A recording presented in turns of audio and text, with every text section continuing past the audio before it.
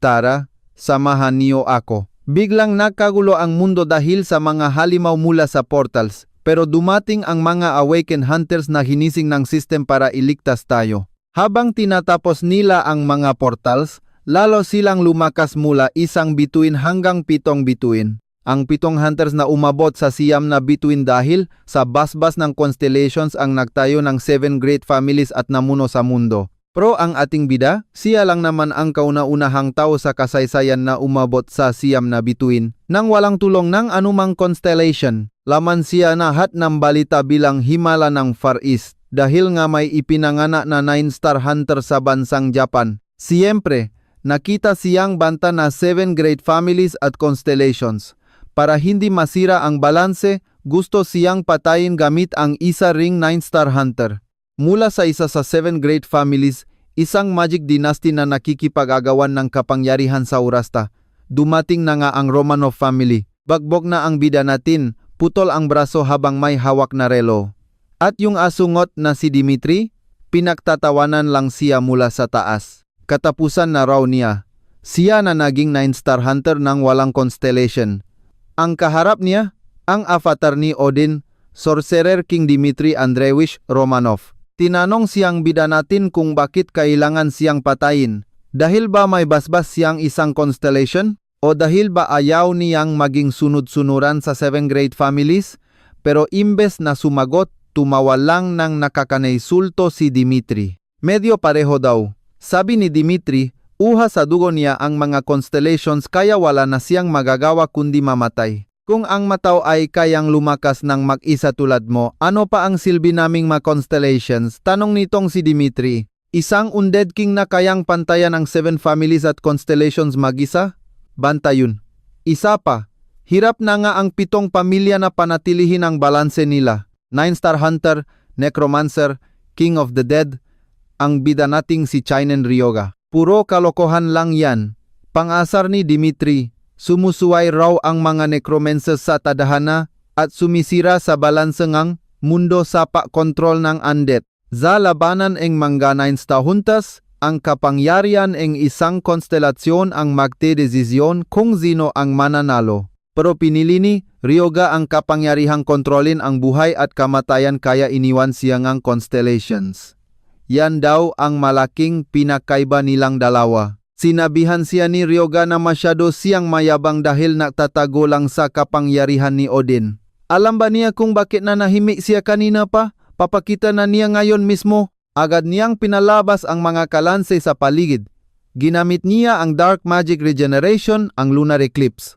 Transcendental Skill, Field of Death. Maraming undead ang bumangon dahil sa kapangyarihan ng mga kaluluwa. Di makapaniwala si Dimitri na may ganun pa siyang lakas. Kaya naman, gagamitin na niya ang pinakamalakas niyang magic para tuluyan ng burahin ang kaluluwa ng King of the Dead. Panurin niyo ng may gito. Napansin ng bida natin na gagamitin ni Dimitri ang Eye of Odin. Hindi sapat ang Field of Death kaya delikado na talaga siya. Yan ang absolute incantation skill ang Eye of Odin, isang transcendental magic mula sa Lord of Vermilion. Isang atake ang sumugod papunta kay Ryoga. Kung mamatay man daw siya ngayon, susubukan na niya ang huli niyang alas. Nagulat si Dimitri nang makitang nakangiti pa siya. Naalala niyo yung relo sa kamay niya. Isa yung artifact na kayang manipulahin ang oras. Naramdaman ng Pocket Watch of Kronos ang lakas ng isang constellation. Pumasok ang kapangyarihan nito sa relo kaya saktong nag-activate ang mga kondisyon nito. Ibabalik nito sa nakaraan ang player na si Chinen Ryoga. Mabilis na umatras ang pag-ikot ng oras. Ang kondisyon kasi ng Pocket Watch of Kronos, dapat 9 stars ang player at may pumasok na kapangyarihan ng isang constellation sa artifact. Dahil wala siyang ganoong kapangyarihan, hiniram lang niya yung kay Dimitri. Biglang umilaw ng maliwanag at litong-lito si Dimitri sa ginawa ngang King of the Dead. Tuwang-tuwa pa si Ryoga habang kumakaway dahil gagamitin niya ng tama ang pinagmamalaking kapangyarihan ni Odin. Sa susunod nilang pagkikita, dudurugin niya sila. Umatras ang oras at nahulaan niyo na siguro, di ba? Nagising ang bida natin sa isang kwarto na sobrang litong-lito. Ito talaga yung luma niyang bahay nun. At nasa kamay pa rin niya ang Kronos Watch. Gumana nga! Yung asungot na si Dimitri na gusto siyang patayin ng walang kwentang dahilan? Maghintay lang siya. Agad sinabi ng system na sira na ang Pocket Watch of Kronos. Isa itong holy relic na artifact at isa sa 10 na lang ang durability nito. Isa itong relic na iniwan sa iba't ibang dimensyon ngang isang sinaunang constellation na kumokontrol sa oras. Bawal ang dalawa nito sa isang dimensyon dahil sa ginawang himala. Hindi na raw pwedeng ibalik ang oras sa timeline na to, sobrang tuwang ang bida natin. Biruin mo, gumana pa rin kahit wala siyang kontrata sa kahit anong constellation.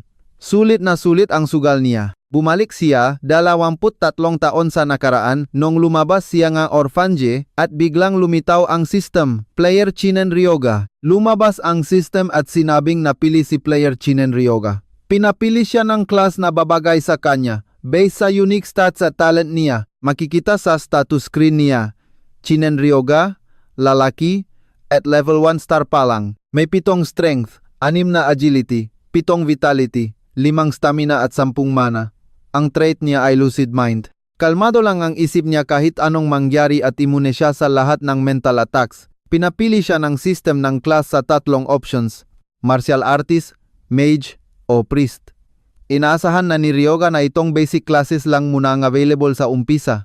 Noon pinili lang niya agad ang magic ng walang pag-isip pero ngayon hindi na niya kailangang magmadali. Kaya humanda kayo dahil mag-iba na ang takbo ng kwentong ito. Tara, samahan niyo ako. Babangon ang MC natin, mas malakas, at siguradong mabubuhay hanggang huli. Nandito tayo ngayon sa Naksujara Hunter Market, sinalubong agad siya nga babaeng ito.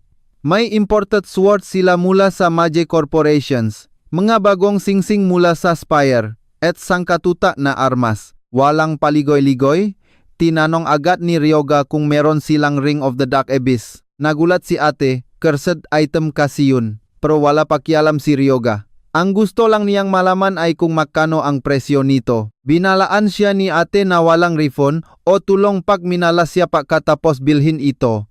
Sigurado na ba talaga siyang kukunin ito? Nabili na ng bida natin. Hindi mo siya masisi. Sino ba namang si Raulo ang gagastos ng 2 milyon para sa isang cursed item? Nakakabaliw ito. Sabi ng system, ang Ring of the Dark Abyss ay isang rare grade item. Ring category at may 50/50 na durability.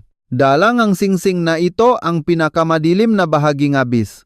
Kapag sinuot niya ito, paniguradong tatamaan siya ngang isang matinding mental curse. Pero may sikreto si Ryoga tungkol sa singsing na walang nakakaalam. Ang sinumang makakapigil sa sumpa nito ay makakakuhang kapangyarihan at kaalaman ng necromancy. Kaya naman sobrang hype na ang bida natin. Pakswot niya, napunta agad siya sa ibang lugar at ang sumpa ay biglang nag-anyong Dimitri.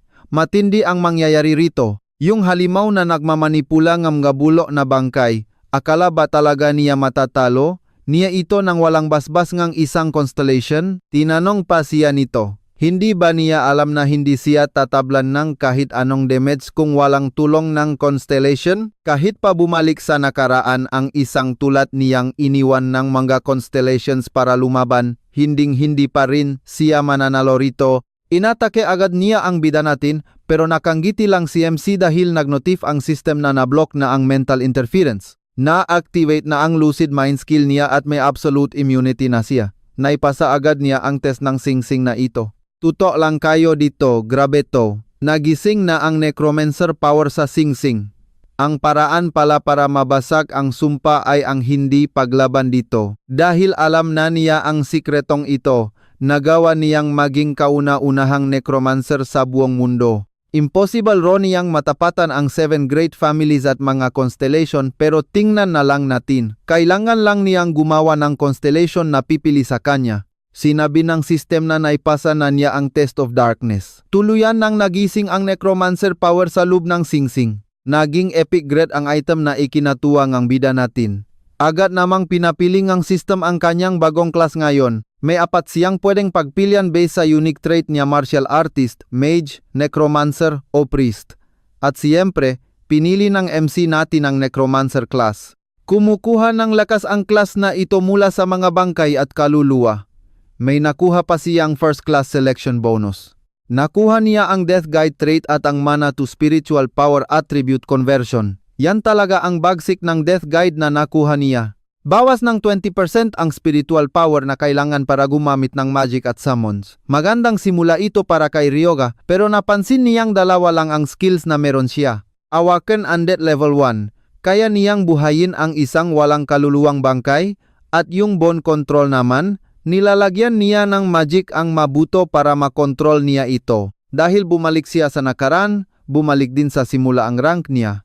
Kahit may necromancer knowledge pa siya mula sa Sing Sing, hindi pa rin niya magamit ang mga skills. Tama nga ang iniisip niya, hindi niya pwedeng lakpasan ang star levels at traits ng system. Pwede sana siyang sumunod sa rules ng system at lumakas hanggang 7 stars, pero imposibleng maabot niya ang 9-star Transcendental Realm gamit ang mga normal na paraan. Naging necromancer agad siya, pero kulang pa rin ito. Para matalo si Dimitri, kailangan niya talaga ng isang constellation. Lipat muna tayo sa ibang lugar, sa Temple of Kronos. Yung ma-ancient constellations na natalo nun ni Zeus at ng mga Olympus gods. Ang mga titans, gaya ni Sun God Helios na tumanggap ng pagkatalo, ay pwede pa ring maging constellations. Ito na, pakinggan niyo to. Iba talaga ang may-ari nitong pocket watch na ito. Oras na para makilala natin ang isang fallen constellation. At paghampas niyang orasan sa altar, biglang may mga nakpakitang kung ano-ano sa paligid. Boom! Na-teleport agad siya papunta sa isang misteryosong templo. Pagdating niya, may nagtanong kung sino raw siyang lapastangan na may lakas ng loop na magpakita doon. Pero inisiyan lang ito ng astig nating bida, isang karangalang makilala si Kronos, ang haring pinatalsik ng Titans. Tiningnan agad nito ang MC natin at napansin niyang dala niya ang orasan. Tinanong niya kung ang maliit na bagay na ba na ito ang napabalik nga oras at yun nga ang totoo. Naisip ni Kronos, sobrang lakas siguro ngang taong ito para magawang ibali ang nakaraan. Pero bakit si Kronos pa ang ginising niya? Ipinaliwanag niya na si Kronos, na tatay ni Zeus of Olympus, ay ang Diyos na lumamon sa mga anak niya dahil sa propesya na masisira ang nga Titans. Kaso, kinuha lahat ng Olympus ang meron siya, at ngayon isa na lang siyang Diyos na nakalimutan na? Kaya imposibleng hindi nag-apoy sa puso, niya ang matinding kagustuhang makapagiganti laban sa buong Olympus. Tinanong pa niya kung gusto nitong magiganti. Galit si Kronos sa sinabi niya, pero gusto ngang bida natin na maging constellation niya ito at tutulungan niya itong makapagiganti. Hindi makapaniwala ang galit na si Kronos na isang hamak na tao lang ang makikialam sa paghihiganti niya. Akala ba talaga niya kaya niyang pabaksakin ang Olympus? Tinanong tuloy niya, hindi ba naglaro na krat ang mukong na ito? Biro lang, tuloy tayo. Ipinaliwanag ni Ryoga na nabot niya ang 9 stars nang walang tulong ng kahit anong constellation. At siyempre, kasama si Zeus sa mga asungot na gusto niyang resbakan kaya gusto niya silang tapusin ngang isahan. Hindi lang Romano family, kundi pati ang 7 great families na nagbulag-bulagan noon ay itinuturing niya ring mga kalaban. Tingin niyo mga boss, pag pinabaksak niya ang Charaman family, mawawala ang impluensya nga Olympus sa mundo. Natawa lang si Kronos. Ang liit daw ngang ambisyong ito para sa isang taong puro paghihiganti ang nasa isip. Game, samahan niyo, ako dito papunta na tayo sa pinakamalupit na part. Pero isipin mo, hihingi ka undefined protection pero nigromante ka. Ipinaliwanag ni Ryoga na hindi pwede ang kapangyarihang bumabangga sa mismong tadhana. Iba talaga ang natureng nigromante. Pwede iyon sa Diyos ang oras, pero ibang usapan na pagdating sa Diyos ang ani. Hindi lang yan sa lakas, pumipili ang mga konstelasyon ng mga hunter na kapareho ng mismong natura nila. Si Kronos, haringang oras at ani. Ang site niya ay simbolo pareho ngang pag-ani at kamatayan. Parehong may cycle ngang buhay at kamatayan ito. Ibig sabihin pareho silang lumalabag sa tadhana at konektado talaga sa kamatayan. Nagalit si Kronos. Wa daw maging mayabang ang tangang tao at yumanik ang paligid. Sabi ni Ryoga, hindi ito ang tamang oras. Balak ba niyang mabuhay ngang walang pangalan at kapangyarihan habang buhay? Kung okay lang siyang maging mahina kaysa sa mga konstelasyon ng Olympus, sige lang, pero pumunta siya dito dahil alam niyang pipiliin nito ang pahihiganti. kahit pa mabago ang mismong pagkatao niya. Gusto niyang bawiin ang lakas nila at pabagsakin ang Olympus. Walang choice si Ryoga. Pag pumalpak ito, tapos siya. Pero tumawa lang si Kronos. Sabi niya, wala kahit isang segundo na nakalimutan niya ang paghihiganti niya. Dito na kayo manut ng maigi. Susubukan na nila kung kaya ba nilang gawing sandata ang Diyos ng ani para wasakin ang tadhana. Alam niyang sobrang sakit ang kapalit ng pagbago na ture niya. Tinanong niya kung kaya itong tiisin at magiging konstelasyon niya ito. Gusto sanang mapapigil ni Ryoga sandali pero walang preno si Kronos. Agad-agad siyang ginawang representante nito, ang kanyang bagong santo. Gulat na gulat siyempre ang bida natin. Ang power ng santo at dark magic ng nigromante. Dalawang makasalungat na lakas ang nakbabanggaan ngayon sa loop mismo ng katawan niya. Pag hinimatay siya, goodbye constellation forever. Kaya pilit niyang nilalabanan ang antok at sakit. Kailangan niyang kayanin ang buong pursang ito. Pagkalipas ng ilang oras, nakarating na sa Japan ang bida natin at perfect timing ito para sa kanya. Lumitaw si Kronos at nagtanong kung nagbago na ba ang mundo. Ang paglipas ng oras ay astig at nakakatakot minsan. Tinanong kung ayos lang ba sa kontraktor. May bagong bituin sa Pantheon, pero masyado siyang mayabang para sa isang konstelasyon na hindi man lang makapagbigay kahit anong basbas. Kahit bumalik na si Kronos bilang isang konstelasyon, wala pa siyang followers. Ibig sabihin, zero powers at blessings pa rin siya, pero mukhang sobrang saya pa rin niya. Pinasok niya si Kronos sa porma ng isang Grim Reaper gamit ang site bilang koneksyon nilang dalawa upang makabalik agad ito. Dahil wala pa siyang kwento ng pagbangga sa tadhana, kailangan nilang gumawa ng pangalan mula sa wala para maibalik ang kapangyarihan niya. Alam niyang matapos mabuhay muli matapos ang matagal na panahon, natural lang na sobrang ma-excite ito. Sabi ni Kronos, ginawa na siyang santo kaya dapat ikalat na niya ang pangalan nito. Dahil dito, napasok si Ryoga sa isang walang katulad na gulo. Ang santo ang pinakamataas na rang ng mga pari. Biglang bumuhos ang matinding lakas sa kanya. Ramdam niyo rin ba ang pagkabalo dito? Isang nigromante na naging pari. May bago na siyang skill, mas malakas na holy magic ng walang penalty kahit gumamit siya ng dark magic. Holy at spirit power ng White Knight. Pwede niyang gamitin lahat ng gamit at skills ng pari at mage. Mayroon din siyang life drain skill. Isang holy spell na humihigop ng buhay. Pwede itong gamitin pampalakas o pampagaling. Ang attribute niya ay holy power na nahaluan ng kamatayan. Ang santo ay gumagamit ng holy power, habang ang nigromante ay spirit power. Paggamit ng dalawang magkaibang lakas ng sabay, wala pang nakakagawa nito kailanman. Ang gumamit energy necromancy at holy skills ng sabay ay sobrang overpowered talaga. Aminado siya. Sabi ni Kronos, ang santo ang representante niya. Hindi siya napili ng basta-basta lang. Planado na ito mula pa sa simula. At paalala lang ni Kronos, siya ay naging hari minsan ng nga Diyos. Pero napangiti ang bida natin. Kung lilitaw ngayon ang Furufuku Portal, perfect ito, ang sikat na Elder's Garden. Ang Elder's Garden ang perpektong lugar para masubukan ang bago niyang powers. Ang mga portals ay fluid type, na nawawala pag natalo ang boss at core, at meron ding fixed types na nandiyan ng permanente. Sabi sa status window, fixed type daw ang Elder's Garden.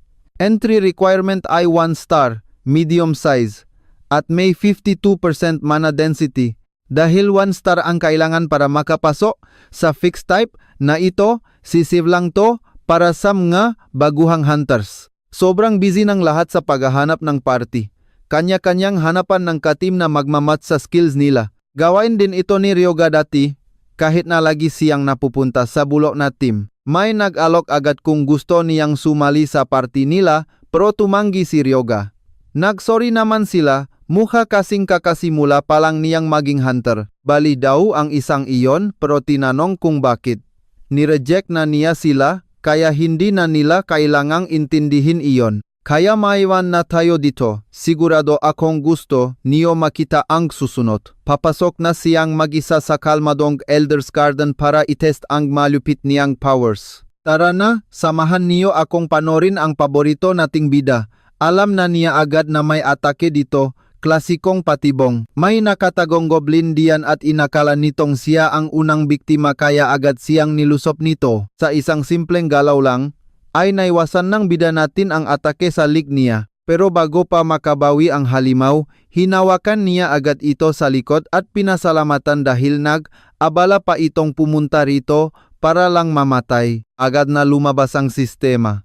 Na-activate niya ang inate trait na White Knight kung saan nagiging holy power ang kanyang spiritual power. Gamit ang life drain skill, ito ay isang holy spell na hinihigop ang buhay ng kalaban. Pwedeng gamitin ang nahigop na enerhiya para lumakas o magpagaling. At ang attribute nito, isang holy power na nabahiran ng kamatayan, 0 out of 119,104.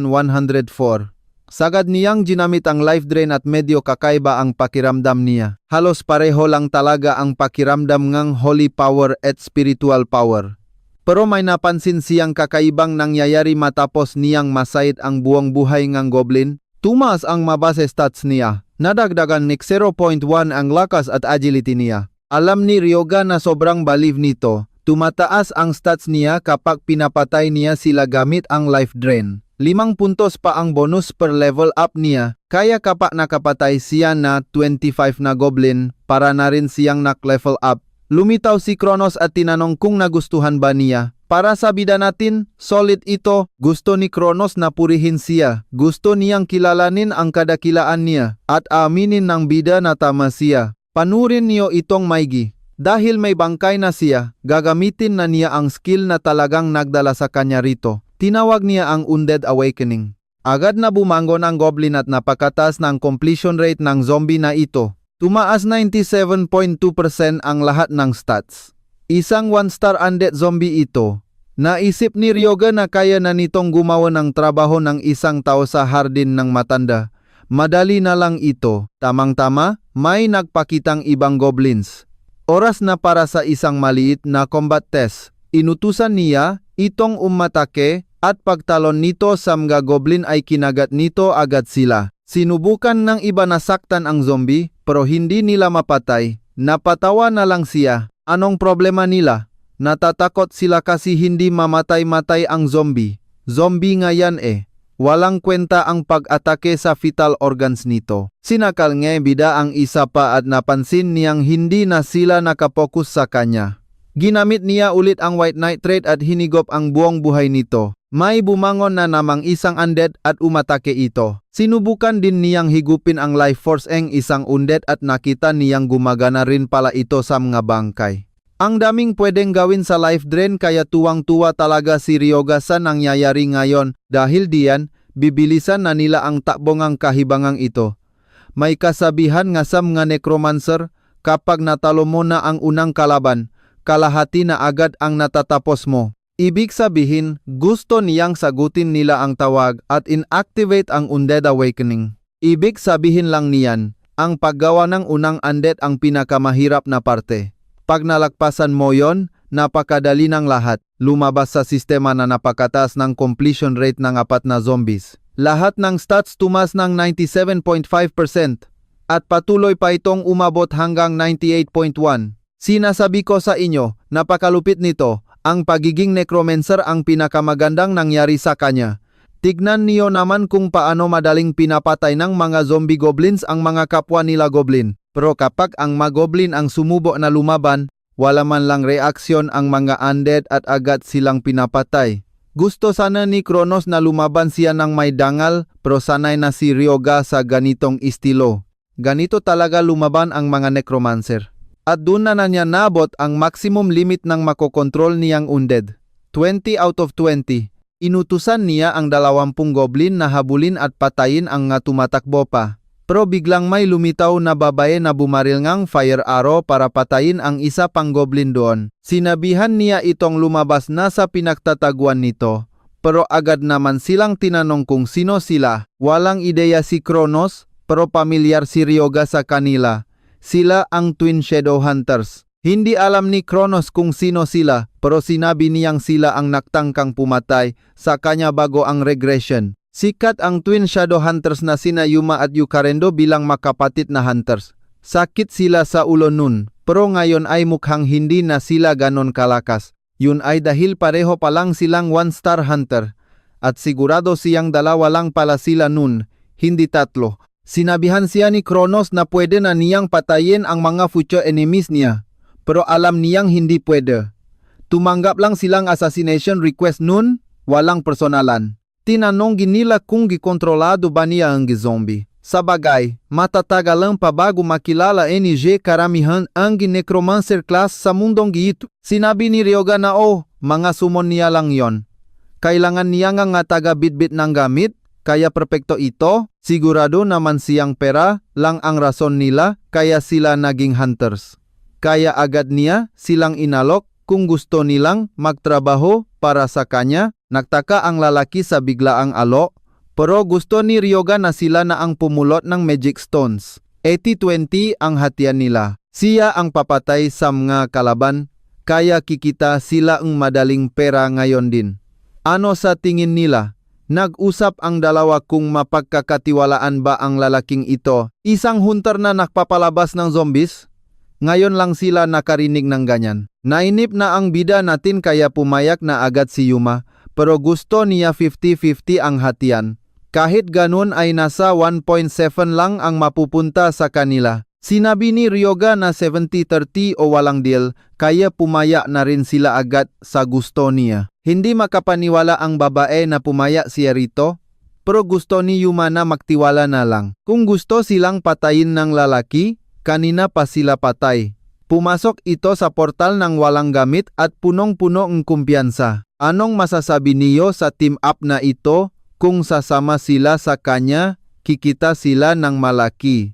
Pagkatapos nun, pagod na siya at gusto nang magpahinga dahil sobrang dami na nilang nakolekta. Tara, samahan niyo ako sa kwentong ito. Hindi ordinaryo si Ryoga, pero grabe ang level up niya.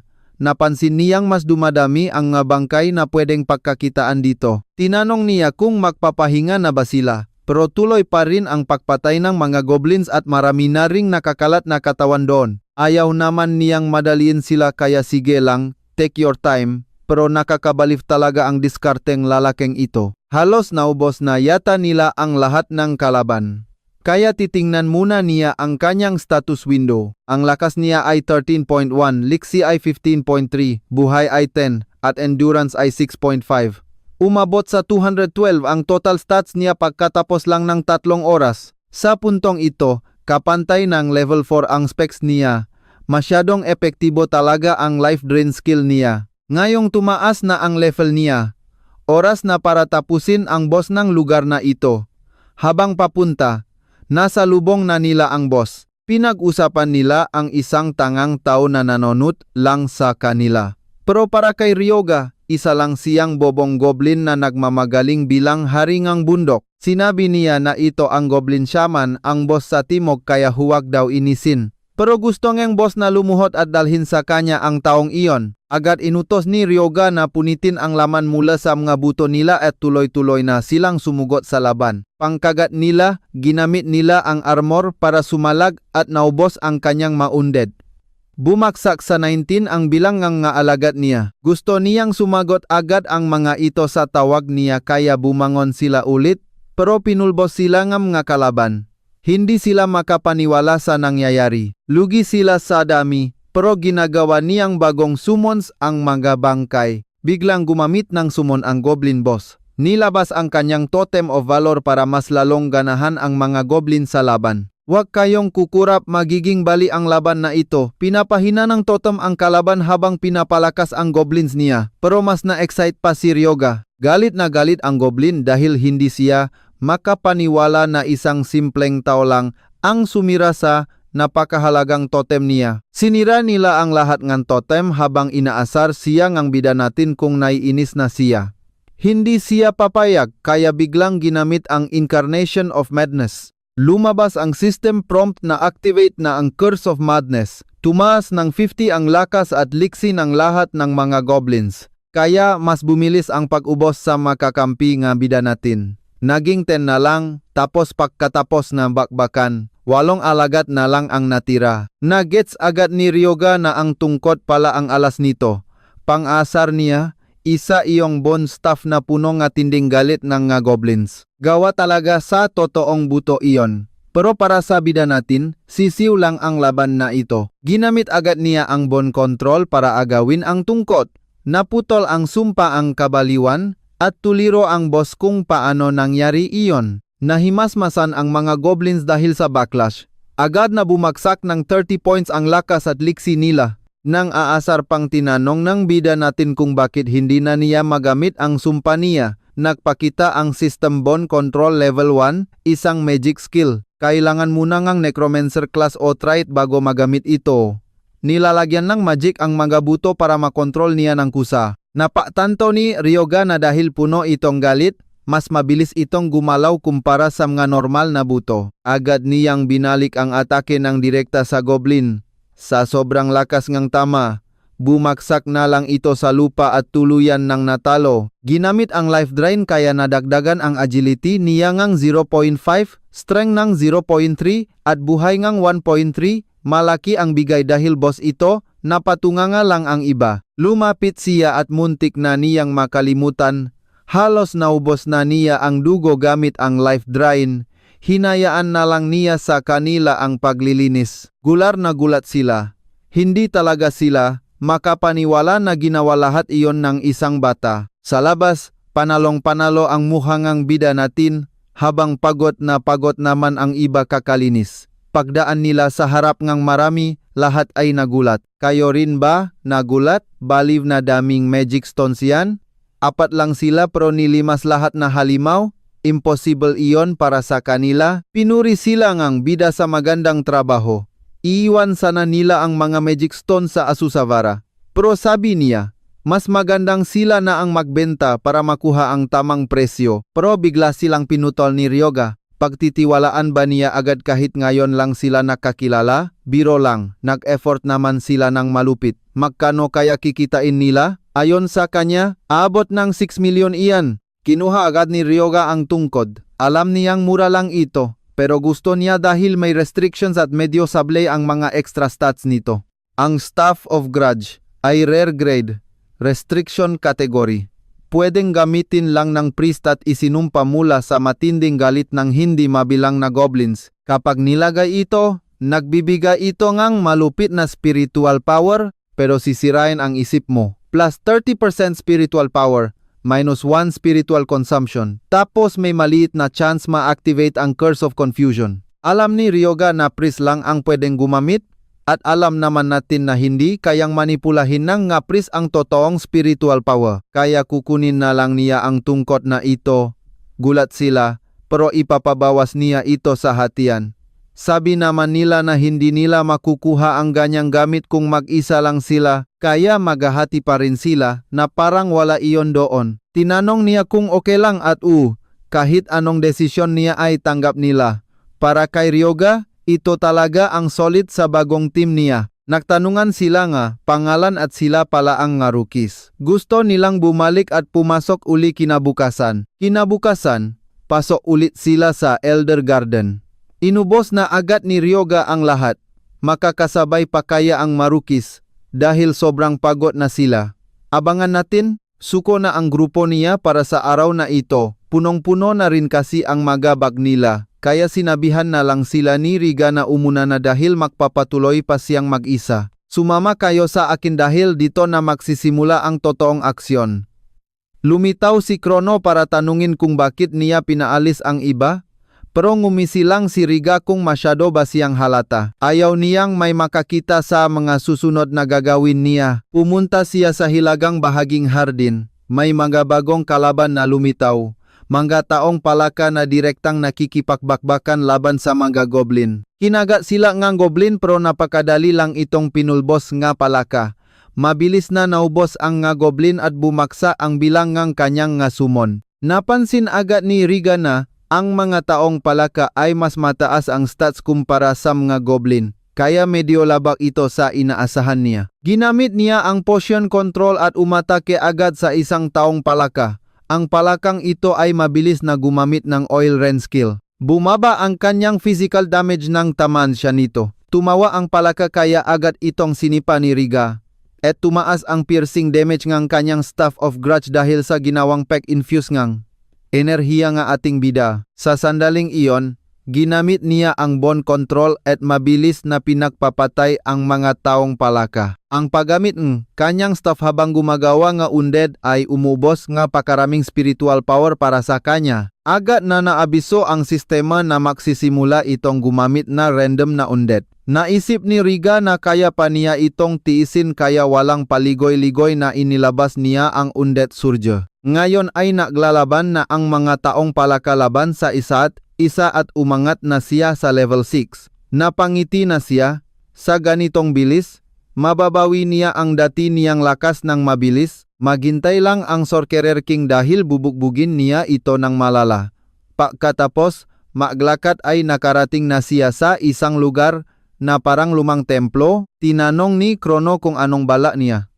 Sinabi niyang kailangan niyang ma-focus, kaya pinatahimik muna niya ang maingay na espiritu. Kapag ipinatak niya ang dugo ngang goblin saman sa puso ngang taong palaka, magkakaroon ito ngang pambihirang transformasyon at masaya si Rigarito. Gamit ito, mabubuksan niya ang isang tagong lugar na hindi sana matutuklasan sa loob nga maraming taon. Nag-abiso ang sistema na natuklasan niya ang lihim ng matandang hardin at inilipat siya nito papunta sa Ancient Proving Grounds. Nakapasok na siya sa Ancient Proving Grounds at nasa loob siya ngayon ng isang malaking coliseum. Bago siya bumalik sa nakaraan, 1 star pa lang siya kaya hindi siya makapasok pero ngayon ay kitang-kita na niya ito. Heto ang paborito kong part, kaya manood kayo. Lumabas ang pagsubok at inabisuhan siya yung sistema na may limitasyon sa pwede sumali. Isang tao lang ang pwede. Kailangan daw niyang patunayan ang kanyang lakas at tunay na potensyal sa loop ng Proving Grounds. Nakangiti ang bida natin dahil nakita na niya ang bagong biktima niya. Isang dragonian ang lumitaw at 10 minuto lang ang limitasyon. Kapag buhay pa siya pagkatapos ng oras, makakatanggap siya na napakalaking premyo. Pero dapat muna nating malaman na ginawa nga Dragon Army ang Ancient Proving Grounds para makapili ang mga konstelasyon ng panteon ng mas malalakas na hunter. Sa pagsubok na ito, ipinuwesto ang mga elite soldier mula sa Dragon Army at 10 minuto ang nakalang oras para makapasa. Sinabi ni Crono na parang hindi man lang siya tatagal ngang 10 segundo sa ganitong lakas. Baka kailangan na raw nitong maghanap ng bagong master, pero para sa bida natin, walang mangyayaring ganun. Alam ni Riga na kahit na dragonian pa yan, malamang ay hinina ito para pumantay sa 1 star level, pero hindi ibig sabihin na magiging madali ito. Aatake na sana ang dragonian pero pinigilan muna ito ng ating bida. Humingi muna siya enge oras para maghanda. Sa normal na sitwasyon, hindi naman maghihintay ang kalaban habang nag-ayos ang bida, diba? Sa sandaling iyon, nagkaroon ng kakaibang transformasyon ang mga taong palaka. Pinagsamang lason ng bangkay at dugo ng isang matinding salot. Matagumpay ang modification at nudging mga plague zombie ang mga ito. Kapag gumamit ng Undead Awakening at sakto ang mga kondisyon, automatiko silang magiging ganap na plague zombies. Magugulat din kayo sa galawan niya dito. Napansin ni Crono na on the spot ang ginagawa niyang pagbabago. Isa siyang 9-star necromancer bago bumalik sa nakaraan kaya sisiw ito. Handa na siyang makipagbakbakan ngayon. Sumugod ng diretso ang dragonian para umatake pero napakadali siyang pinigilan ng mga nagbago niyang taong palaka. Nagsimula silang sumabog at napaktantong dragonian na ginamit sa kanya ang level 12 poisonous acid. Tuwang-tuwa si Riga sa mga nakikita niya. Ginawa niyang lason ang lahat ng strength stats ng taong palaka na nadoble na kanina nung naging mga zombie sila. Bumagsak ang kanyang lakas at bilis. Pero sigurado siyang sapat na nalason sa mga oras na ito. Mabilis na naitulak ng dragonian ang nga taong palaka at galit na sumugot kay Riga. Pero dahil punong-puno ng kumpiyansa, tumawa lang siya dahil alam niyang mahirap tiisin ang matapang na asidong iyon. Ginamit niya agad ang kanyang staff, naglagay ng spiritual power at pansamantalang tumaas ang depensa nito. Nakagawa siya ng isang matibay na barrier para salagin ang nga atake ng dragonian. Dapat kalahati na lang ang lakas na halimaw na ito dahil sa lason, pero napakalakas pa rin ng mga atake nito. Habang pinapakiramdaman ang kalaban, sumugot ulit ang Dragonian at ginamit ni Riga ang bone control para direktang tusukin ang mismong kamay nito. Kaya muling sumugot ang nga palaka para kagatin ito at ikalat ang kanilang lason. Pinagpapatay ng Dragonian ang nga taong palaka, pero alam ni Riga na hindi na rin masama ang naging huling laban ng halimaw. Pero alam niyang ito na ang dulo dahil biglang bumagsak sa lupa ang Dragonian. Muli siyang humawa ng mahigpit sa kanyang staff at nang makalapit ay ginamit niya ang spiritual power kasama ang holy power para mag-life drain. Kaya opisyal nang tapos ang Ancient Proving Grounds, talagang napabilib si Crono dahil tinalo lang niya ang isang malakas na Dragonian gamit ang mga simpleng undead na ginawa niya. Niyabang paniriga na hindi talaga siya mamamatay. Nakuha niya ang Mark of Resistance at alam ngang bida natin na sulit ang bagay na ito. Ang Mark of Resistance na ito ay nagpapababa ng delay sa damage ng 40% at nagpapabilis ng kanyang mana realignment ng 20%. Naiwasan din ang pagiging stun kapag nakakatanggap ng damage at tumataas ang concentration. Isa itong permanent passive buff hindi tulad ng ibang mga blessing. Isa itong high level mark na sinabi nga sistema. Alam ni Riga kung ano talaga ang tunay na premyo rito at hindi natin palalampasin ito. Ang mismong bangkay ng Dragonian ang pinakamataas na klaseng materyales para sa isang undead. Kaya tinanong ni Crono kung anong balak niyang gawin dito. Pakinggan niyo to, gagawa siya ngang malupit na undead mula sa sarili niyang katawan para walang sayang.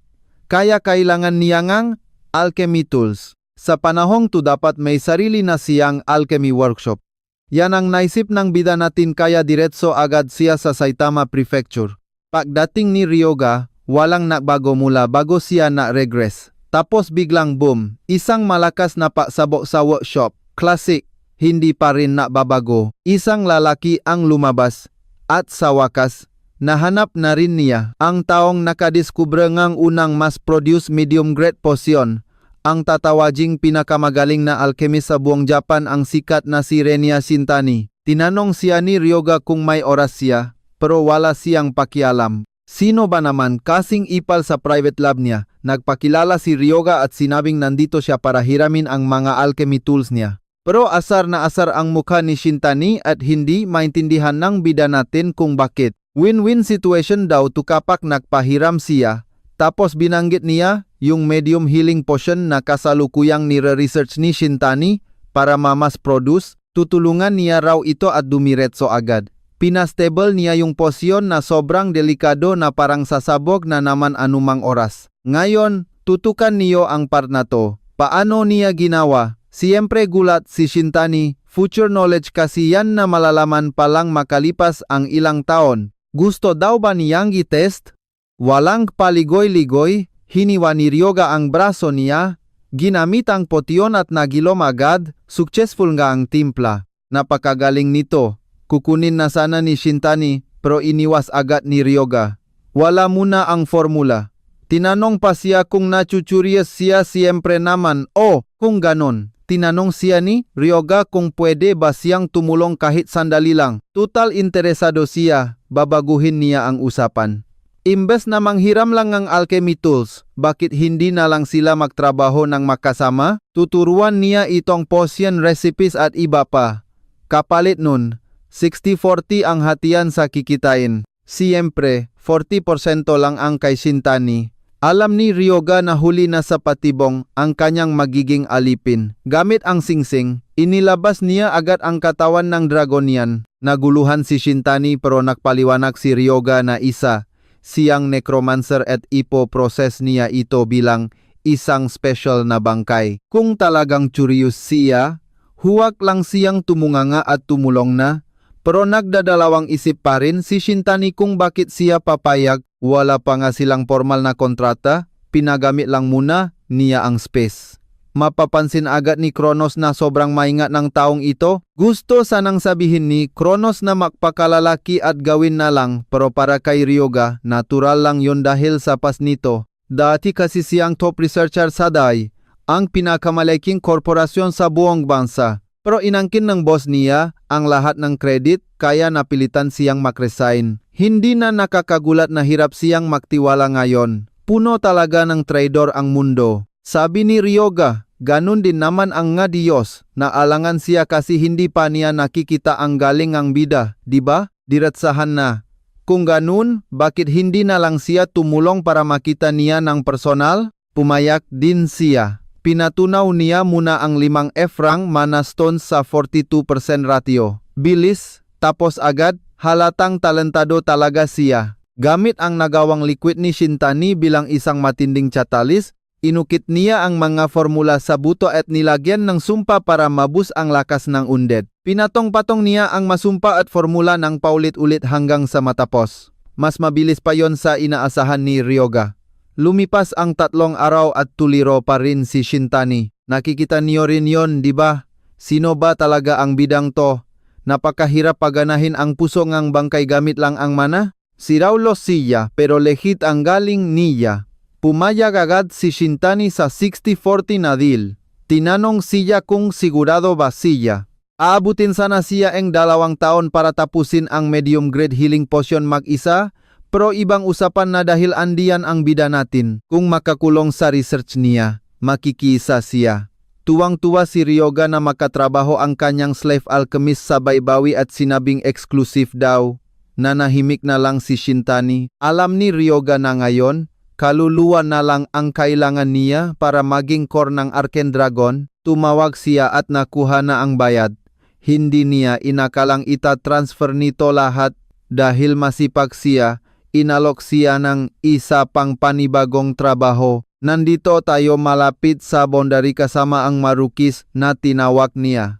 Pinapasunod niya ang maito, pero bakit nga basa ganito kadelikadong lugar? Mula nang mabasag ang North Portal, asahan mong nakalat na ang mga halimaw dito. Gusto lang daw bisitahin ni Ryoga ang isang lumang kakilala. Habang naglalakat, may narinig silang nabasag isang malupit na 2-star oak agad ang sumulpot. Sinabihan nila si Ryoga na delikado ito, halatang hindi pa rin sila naniniwala sa lakas niya. Gagamitin niya to para itest ang processed bones. Ayon sa system, ang processed ghoul bones ay isang masterpiece mga butong, may nakapulupot na multo bilang magic tool. Ginamit agad niya ang kanyang bone control skill at mabilis na ibinato ito papunta sa ogre. Tumira rin siyang palaso at nakita ang resulta. Malasing kamalasan sa ogre dahil nakontrol niya ang buto para tumama ng direkta sa mismong katawan nito. Diretso sana sa puso pero may kaunting resistensya ang halimaw. Binunot agad ng ogre ang buto at umatake. Pero boom, sumabo ito sa tamang timing. Naisip tuloy ni Ryoga na 3 buto ang gagamitin niya sa susunod. Sapul ang level 2 na ogre at bumaksak ito, gulat na gulat sila. Talo ang 2-star orc. Sinabihan niya silang huwag lang tumunganga at sumunod agad. Dito na magsisimula ang totoong trabaho. At tiwala lang, gusto ninyong makita kung sino ang lumang kakilalang babalikan niya. Samahan niyo ako, pumasok na tayo sa pinakamalupit na storya. Ginamit niya agad ang katawang iyon bilang sarili niyang summon at ngayon mayroon na siyang 1-star undead class na zombie. Nasa orc village sila at sobrang daming kalaban sa paligid. Pagbalik kay Ryoga, sinabi ni Yang pwede silang kumita ng extra rito. At siyempre, game na game ang gung team. Habang naglalakad, tinutumba lang nila lahat na orc na humaharang kaya dire-diretso lang ang pag-level up niya. Naabot na rin niya ang max stats para sa lahing ito kaya wala na siyang makuhang extra. Weird naman kung only, di ba? Kaya tinapos na nila ang hunt para sa araw na ito. Na-set up na sila na camp at handa-handa na ang lahat. Pangatlong araw na kasi nila ito. Napansin ni Ryoga na sobrang laki ng itinaas ng stats niya. Bukas na sila atake sa settlement kaya nakaintindihan na ang lahat. Magpapahinga na sila pero nag-assign muna ngang magbabantay ngayong gabi. Mahimbing na natutulog ang lahat habang nakatingin lang si Ryoga sa langit. Tumawid na rin ang level niya. Oras na para basahin ang mana-unlock na kaalaman. Pumasok siya agad sa Library of Knowledge. Dito niya makikita ang mga sikretong iniwan ng mga nakarang Death Lords. Pagbukas niya ng libro, ayun na nga block ng system ang karamihan sa mga text na andun. Wala pa siyang access para basahin ang mga sikreto dahil kailangan muna niyang umabot sa level 45 patas. Nakakainsulto ito Naka 9 stars na siya tapos 1-star guide lang ang pwede niyang basahin? pero wala siyang choice kundi pag-aralan ito. Magdamag siyang nagbasa ng mga libro hanggang sa tuluyan siyang nakakuha ng bagong skill. Kinabukasan, gusto niyang gisingin ang lahat gamit ang mga orc na nakatayo sa harap nila. Nagulat ang team, kahit araw-araw na nilang nakikita, ang OA pa rin nila. Iba na ang itsura nila kaysa kahapon. At sabi ng bida natin, in-upgrade niya raw ng konti. Mga armored zombies na sila ngayon undead class at legit na 2-star rank na.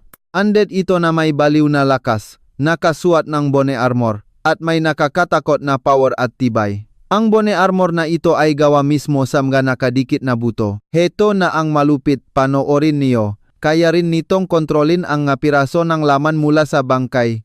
Ngayon, oras na para lusubin ang orc settlement. Naglakat na ang bida natin kasama sila at pagdating sa settlement, nag-ingay agad ang makampana kasi alam na nilang may umatake. Ginamit ni Ryoga ang bone control skill niya para pabaksakin ang mga orc sa entrance. Ayaw niya ng maingay, tapos biglang may lumabas na kalaban na may halimaw na lakas. Pinaulanan agad ng mga orc archer ng palaso ang grupo ng bida natin, pero madali lang nila itong nasangga. Nagcharja agad ng fire arrow ang archer girl natin at isang tira lang ubos agad lahat ng orc na palapit. Napansin ni Chrono na sobrang useful nito at sinabi ni Ryoga na mas lalakas pa talaga sila mula ngayon. Sakto namang sumugot ang isa pang wave nga orc. Turno ng nga undead niyang umatake at isang sapa lang. Tumalsik agad ang orc palayo. Sobrang na-hype si Ryoga sa nakikita niya. Mas malala ito sa inaasahan niya. Sulit ang pagpupuyat niya sa Library of Knowledge kahapon para magbasa ng mga libro. Takot na sila ngayon, pero simula pa lang yan. Sumugot na sa laban ang mga orc pero wala man lang silang magawang damage.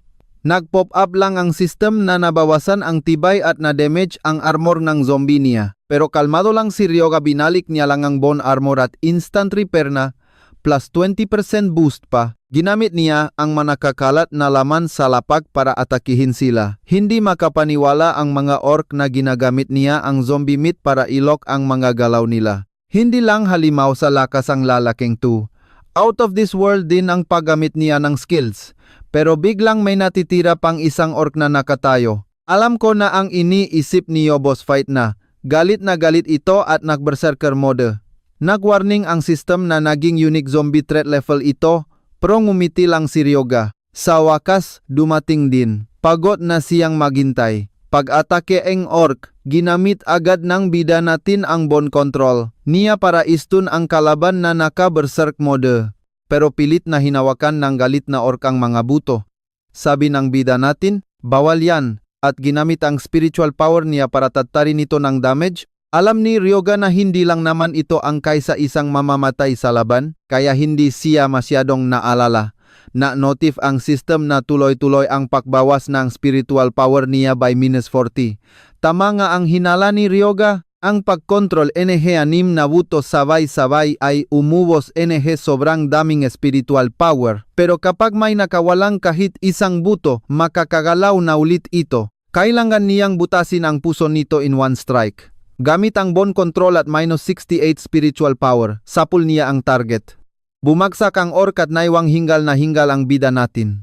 Pero pag-activate niya ng life drain, bumalik sa 74% ang spiritual power niya sabay punas ng dugo. Dito na naumpisang mag-retreat ang lahat na natitirang orc, pero walang balak si Ryoga na buhayin ang kahit isa sa kanila. Ginamit niya ang twisted meat para patumbahin sila at habang lumalapit ang iba, tinapos niya lang ang mga ito ng walang kahirap-hirap. Hindi alam ng team kung magkano talaga ang abutin ng lahat ng loot, pero heto ang jackpot, isang blood axe. Rare grade at naka-classify bilang palakol.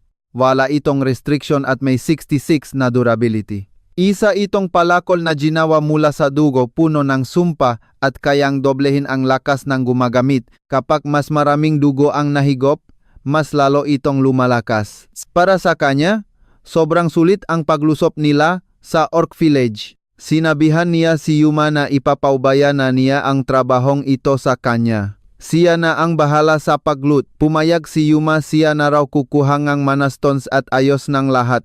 Kaya gusto niyang magpahinga muna ng maayos. Pero biglang naglakad ang bida natin papunta sa ibang direksyon dahil nahanap na niya ito. Pinalalabas niya ang nagtatago dahil kailangan nilang mag-usap. Napabuntong hininga siya, naasar dahil ayaw lumabas. Kaya kung taguan ang gusto nito, binato niya agad ito ngang isang buto. Kahit konstelasyon, payan o multo, lahing nakmamatihas. Mula sa puno, may lumabas at nagtanong kung sino, yon. Pero nagpakilala ang bida natin kinagagalak niyang makilala ang magic fighter na si Kashiwagi Sora. Paano daw niya? Nalaman ang pangalan niya? Diyan muna tayo bibitinin, kaya abangan niyo ang susunod. Tara, samahan niyo ako. Panurin natin itong bayaning pumigil sa atake ng mga halimaw sa loob ng 35 taon, naging undead at lumaban bago ang regresyon. Hinding-hindi niya ito makakalimutan. Hindi bumagsak ang Japan dahil sa mga katulad niya. May bato pang bantayok na ginawa para laging maalala ang araw na iyon. Isang alamat sa battlefield nung nagsimula ang malaking sakuna. Sumikat si Kashiwagi Sora gamit ang kanyang unique skill na Magic Fighter. Hawak ang astig na kakayahan ng isang martial artist na parang sa kanya talaga. Masaya siya dahil hindi nasayang ang pagkamatay niya. At syempre, hindi naman sasabihin ni Ryoga iyon sa kanya. Hindi lahat naisulat sa kasaysayan. Medyo naguluhan siya doon. Kaya tinanong niya kung kilala ba nito ang guildmaster na sina Arajiri at Bakakugo Naruto. Bigla tayong dinala sa alaalang ito kung saan puro apoy. Dinig sa radyo na humihingi silang backup. Napaligiran na kasi silang lahat. May mga sibilyan pa sa South Agricultural District. Tinawag na niya sina Narujito at Byakugo para pigilan ang atake. Hindi talaga sila tatagal kapag walang dumating na saklolo. Walang backup na darating, sadyang iniwan sila sa ere. Ginawa lang silang paying sakripisyo simula pa lang, yan ang nasa isip niya ngayon. Pagkatapos silang lokohin na ligtas daw sa timog, pinapunta sila doon habang yung maduwag ay tumakas sa North Gate. Pero imbes na umiyak, tumawa na lang siya. Dahil sa kanya, nakakuhang oras yung Mind Force para mag-ayos. Nakatakas sila sa North Gate nang walang kahit anong problema. Tinanong niya kung sinadya silang ipadala doon dahil alam nilang hindi nila iiwan ang masibilyan. Pinipilit niya na lang na huwag masyadong maging negatibo. Kaya naging bayani tuloy sina Arajiri na pumigil sa mga halimaw kahit na yung totoong credit mapupunta sa mga nakaligtas. Siyempre ganyan talaga kapag buhay ka, bayani ka, pagpatay ka, game over. Tapos na ang kwento mo doon. Sa sobrang inis niya, binasag niya yung radio at inatake agad ang kalaban sa harap. Sinigawan niya silang lahat na tumakas habang pinoprotektahan ang mga kawawang sibilyan. Hindi siya maintindihan nung isa, pero ang gusto lang niya ay umalis na sila dahil isa. Itong seryosong utos. Ngayon makinig kayo maigi. Sinabi niya kay Kashiwagi na si Byakugo. Yung lalaking pumatay sa kanya ay naging sikat na bayani habang binura ang pangalan niya. Sobrang lala, di ba? Siya itong namatay tapos iba yung sumikat. Paano ka nga naman matatahimik doon? Kung siya yon, babangon talaga siya mula sa hukay para lang magiganti ng malala. Inis na siya at ayaw na lokohan. Pero pinakalma siya na bida natin. Tutulungan daw niya itong makaganti ng tuluyan. Ano daw kung gumawa silang kontrata para maging isang undead? Meron na siyang nakahandang katawan para sa kaluluwa nito at ito ay yung astig na katawan ng dragonian. Natahimik siya. Narealize niyang hindi na pala niya naisip ang paghihiganti sa ganitong sitwasyon. Pero meron siyang isang hiling bago pumayag. Pwede raw siyang utusan kahit saan, pero hindi siya mananakit nga inosente.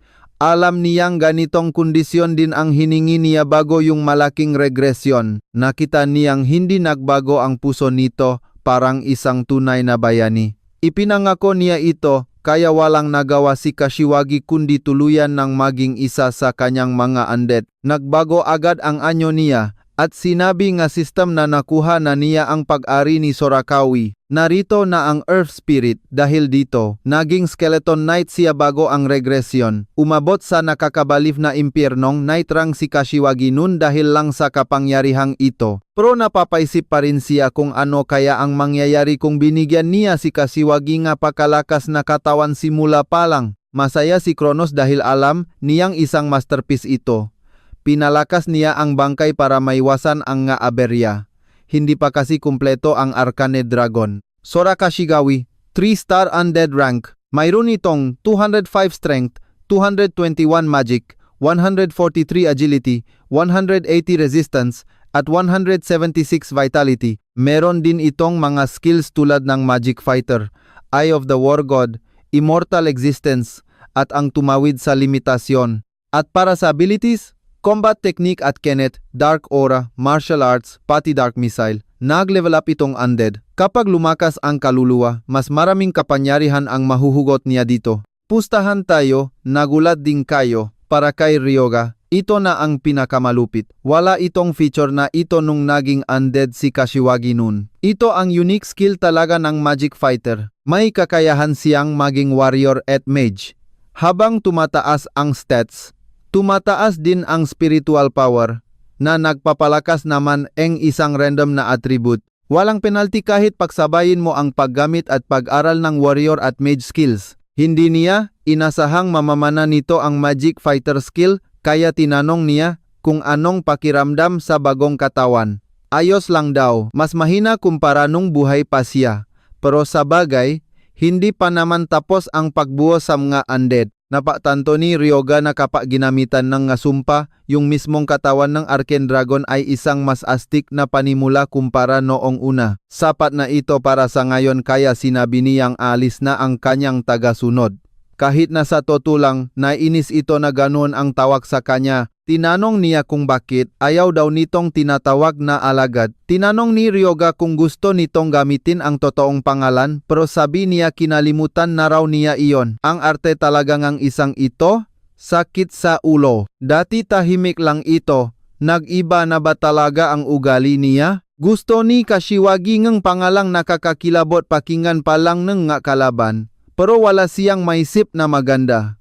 Nagbigay ng nga suggestion ang bida natin. Pero wala siyang nagustuhan ni Isa. Naubusan ng pasensya si Ryoga, sabi niya Great Snake na lang ang itatawag dito. Pero masyadong awkward itong lalaking ito. Kaya na desisyonan niya na Fafnir na lang ang pinakamagandang panggalam bago sila tuluyang umalis. Pero pinahintay niya muna ito saglit.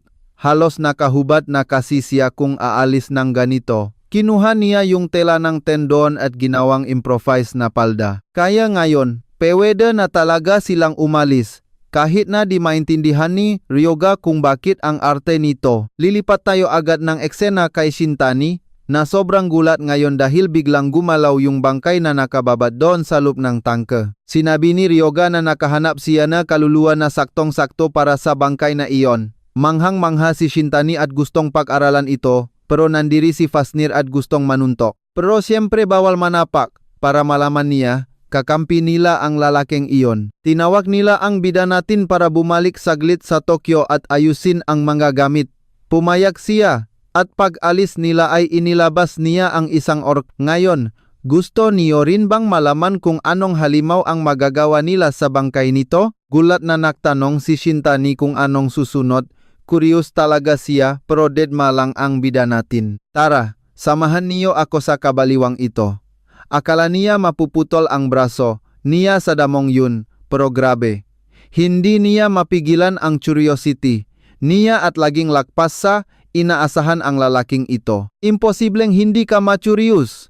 Gumamit si Ryogang teknik na naghihiwalaing laman at medyo nagulat si Kronos.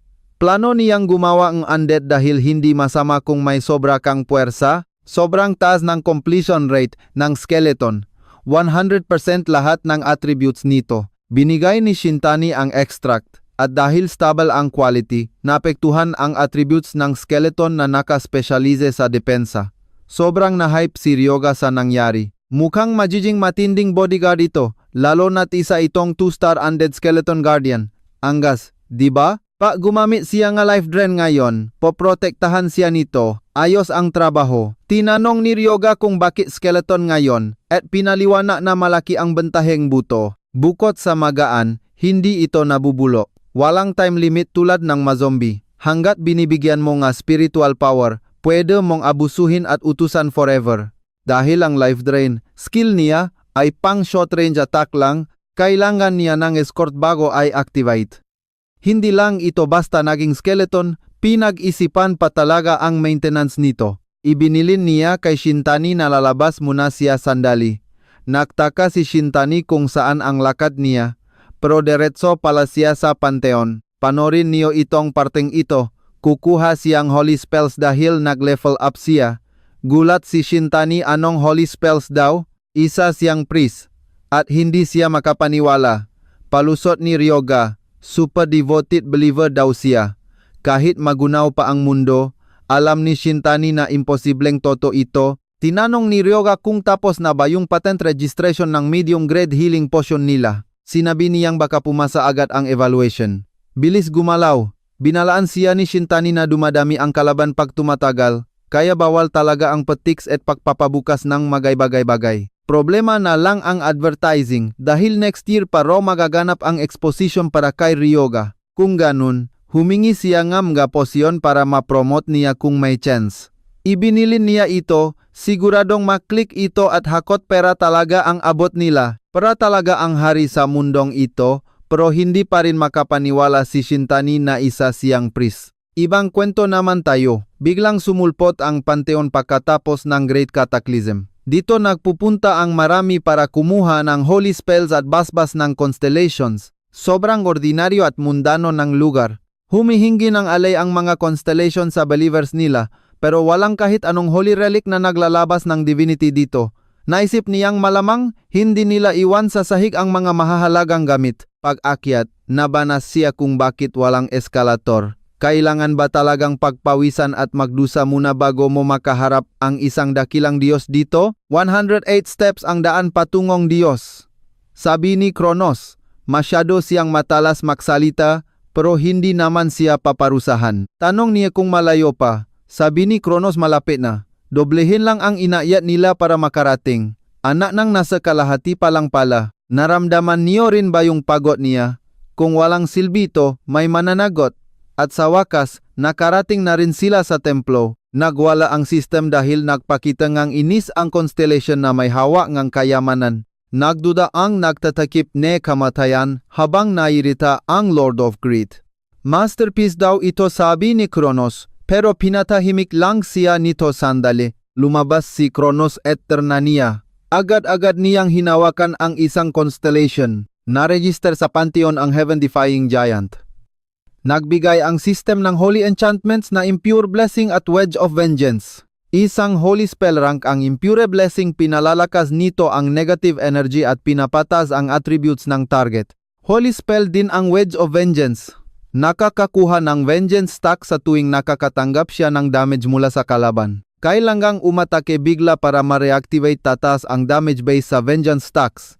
Tinanong siya ni Kronos kung ayos ba, siya mismo kasi ang nagabot. Sobrang lakas at tuwang-tuwa si Kronos.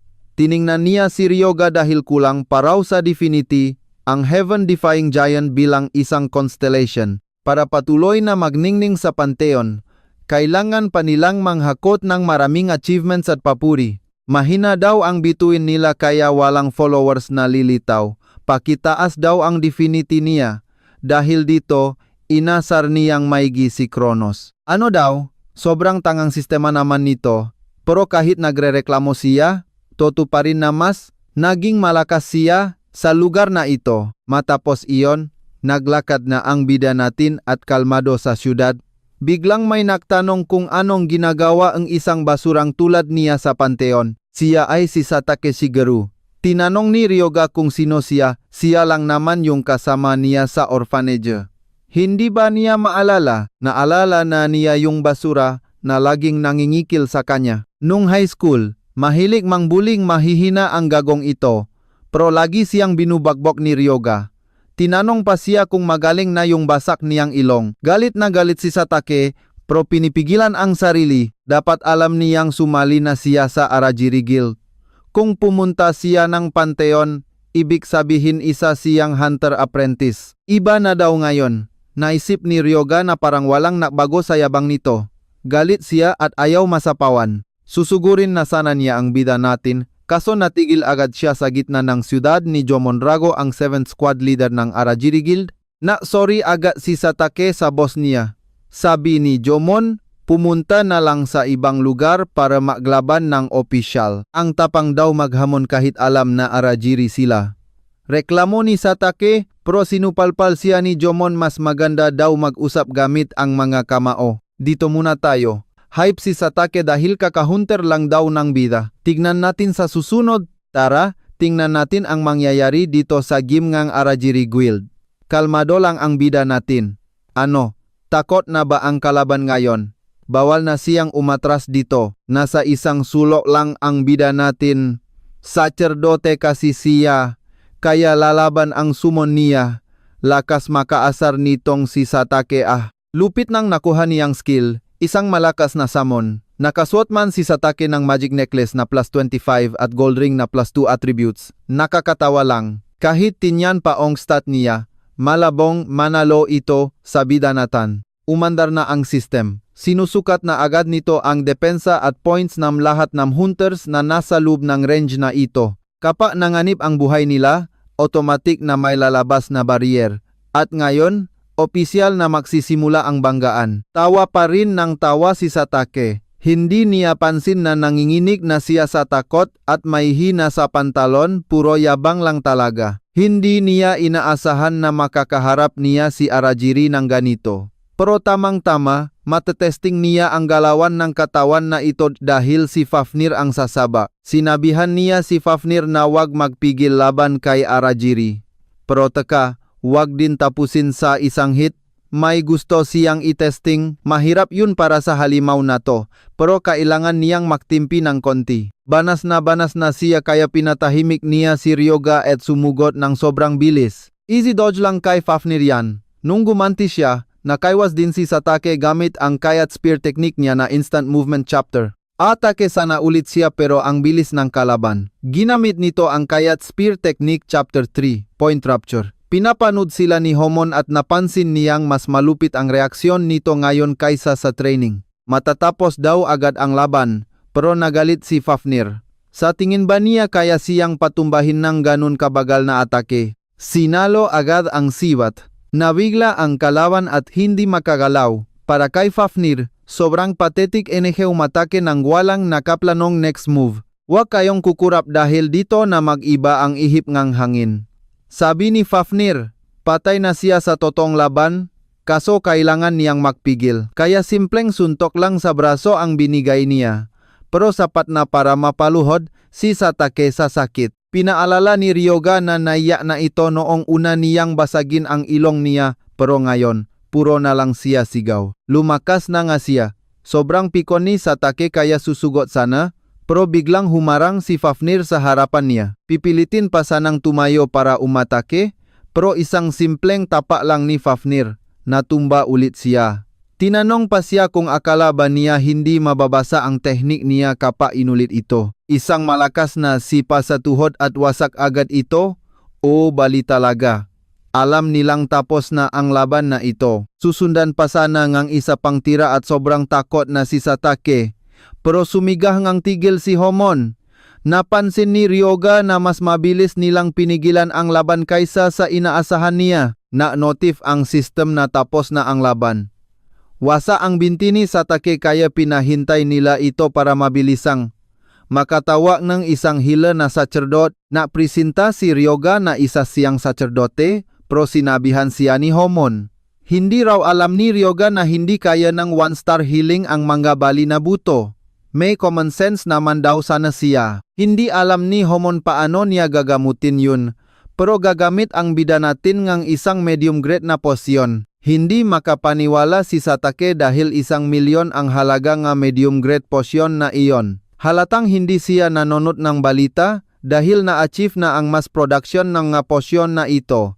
Wala siyang alam doon at ayaw niyang tumanggap ngang awa. Pinapaalis niya si Ryoga pero pinatahimik lang siya nito. Tutulungan niya ito kaya wag na raw maginarte pa at tanggapin na lang. Nag-isip siya kung paano ito ipromote at hindi niya inasahan na makakahanap siya ng perpektong test subject dito mismo para sa business niya. Pagkabuhos ng posyon, bumalik sa ayos ang buto niya. Sobrang bilis gumaling kaya alam agad ni Homon na gusto niya ring makakuha nito. Tahimik lang ang bida natin pero tinanong agad siya ni Homon kung saan niya nabili ang mass-produced potion na ito. Napangiti lang si Ryoga kasi hawak niya mismo ang sagot. Bilang kapitan ng Arajiri, siguradong isa siyang 3-star hunter. Alam niya yun, pero hinamon siya ni Ryoga sa isang laban. Kung papayag siya, sasabihin niya kung saan galing ang mga potion. Napatawa si Homon, bitin pa pala sa laban ang bida natin. Pero kung sasabihin ang sikreto ang potion kahit sino ang manalo, payak siya. Ramdam natin na masyadong mabilis ang unang laban na yun, tama ba? Ngayon gusto ni Ryoga ng seryosong bakbakan. Nagsimula na ang match at mabilis na sumugot si Homon kay Fafnir. Ginamit niya agad ang full sword technique 5th form. Sinubukan niyang tapusin ito sa isang malalim na hiwa. Bilib siya sa reaksyon ni Fafnir pero alam niyang may limitasyon ang ganon kalaking katawan.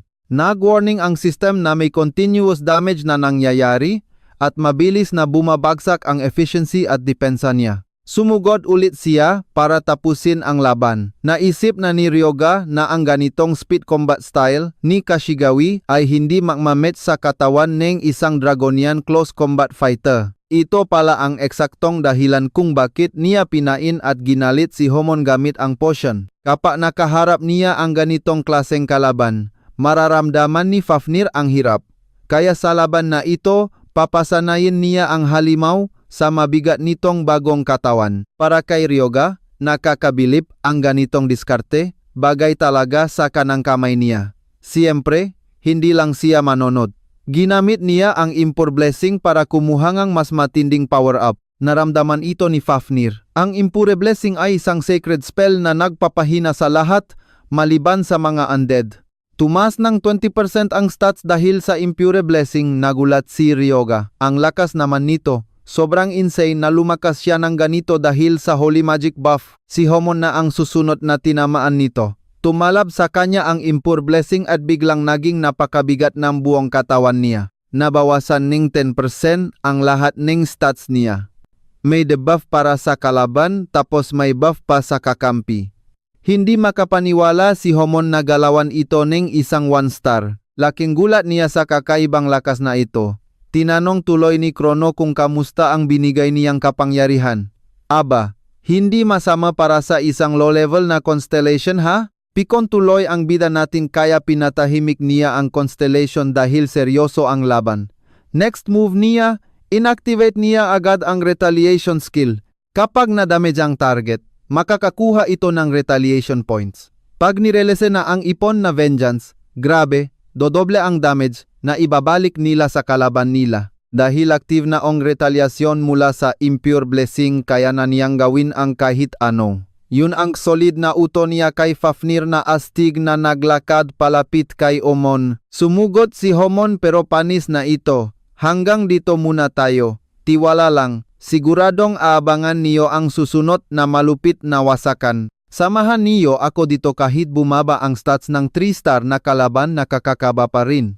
Pero ang ating 1-star na summon, sugod lang ng sugod kahit gaano kalakas ang atake. Alam ni Fafnir na dapat na niyang kalimutan ang dating estilo niya nung tao pa siya na puro bilis lang. Undead na ang katawan niya kaya kahit masugatan pa, hindi babagal ang galaw niya. Kailangan niyang lumapit para umatake. Walang iwas-iwas o pigil-pigil dito. Sasaluhin niya ang atake, nag-ipon siyang lakas at ginamit agad ang Connect Combat Technique. Chapter 7, 10 magkakasunod na combo hit. Sunod-sunod na sunto ang inabot ni Homon hanggang sa tumalsi siya papalayo. Ramdam niyang baksa agad ang health niya.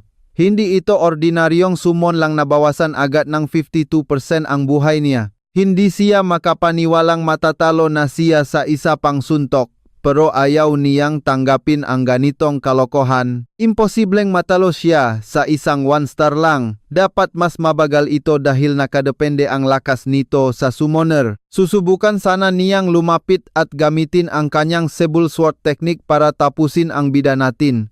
Pero nabasa na agad ng bida ang galaw niya. Agad niyang pinakawalan ang counter-attack at tumalsik papalayo ang kalaban dahil sa napakalakas na shockwave mula sa naipong enerhiya ni Fafnir. Tapos na ang laban ng tuluyang bumaksa sa zero ang buhay ni Homon. Lipat tayo sa Arajiri Guild. Tinatanong ng Vice Guild Master kung kaya bang gayahin ang 7-star hunter na si Sion In at kinumpirma nilang nasubukan na nila ang tindi ng puwersa nito. Nakakapagapagaling daw itong bali agad na parang intermediate potion.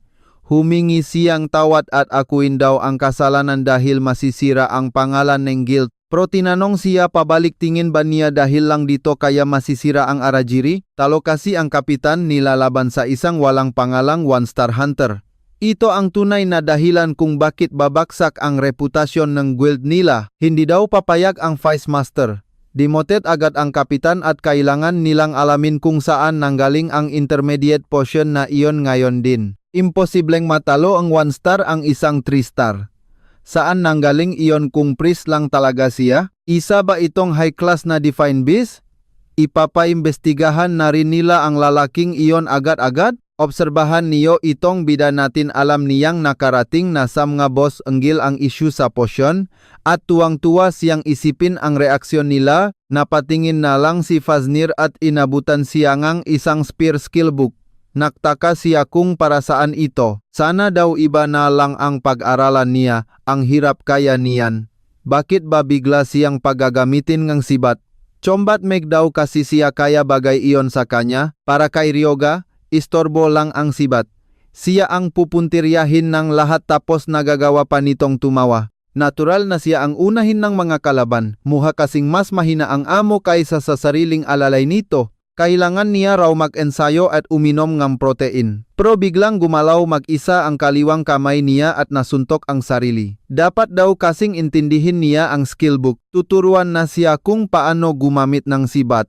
Kailangan niyang itanim sa isip niya ang Beldian style basic spear technique, isang sining na pinasa ng Belda family. Kapag natutunan niya ito, magagawa na rin niya ang Death Spiral balang araw.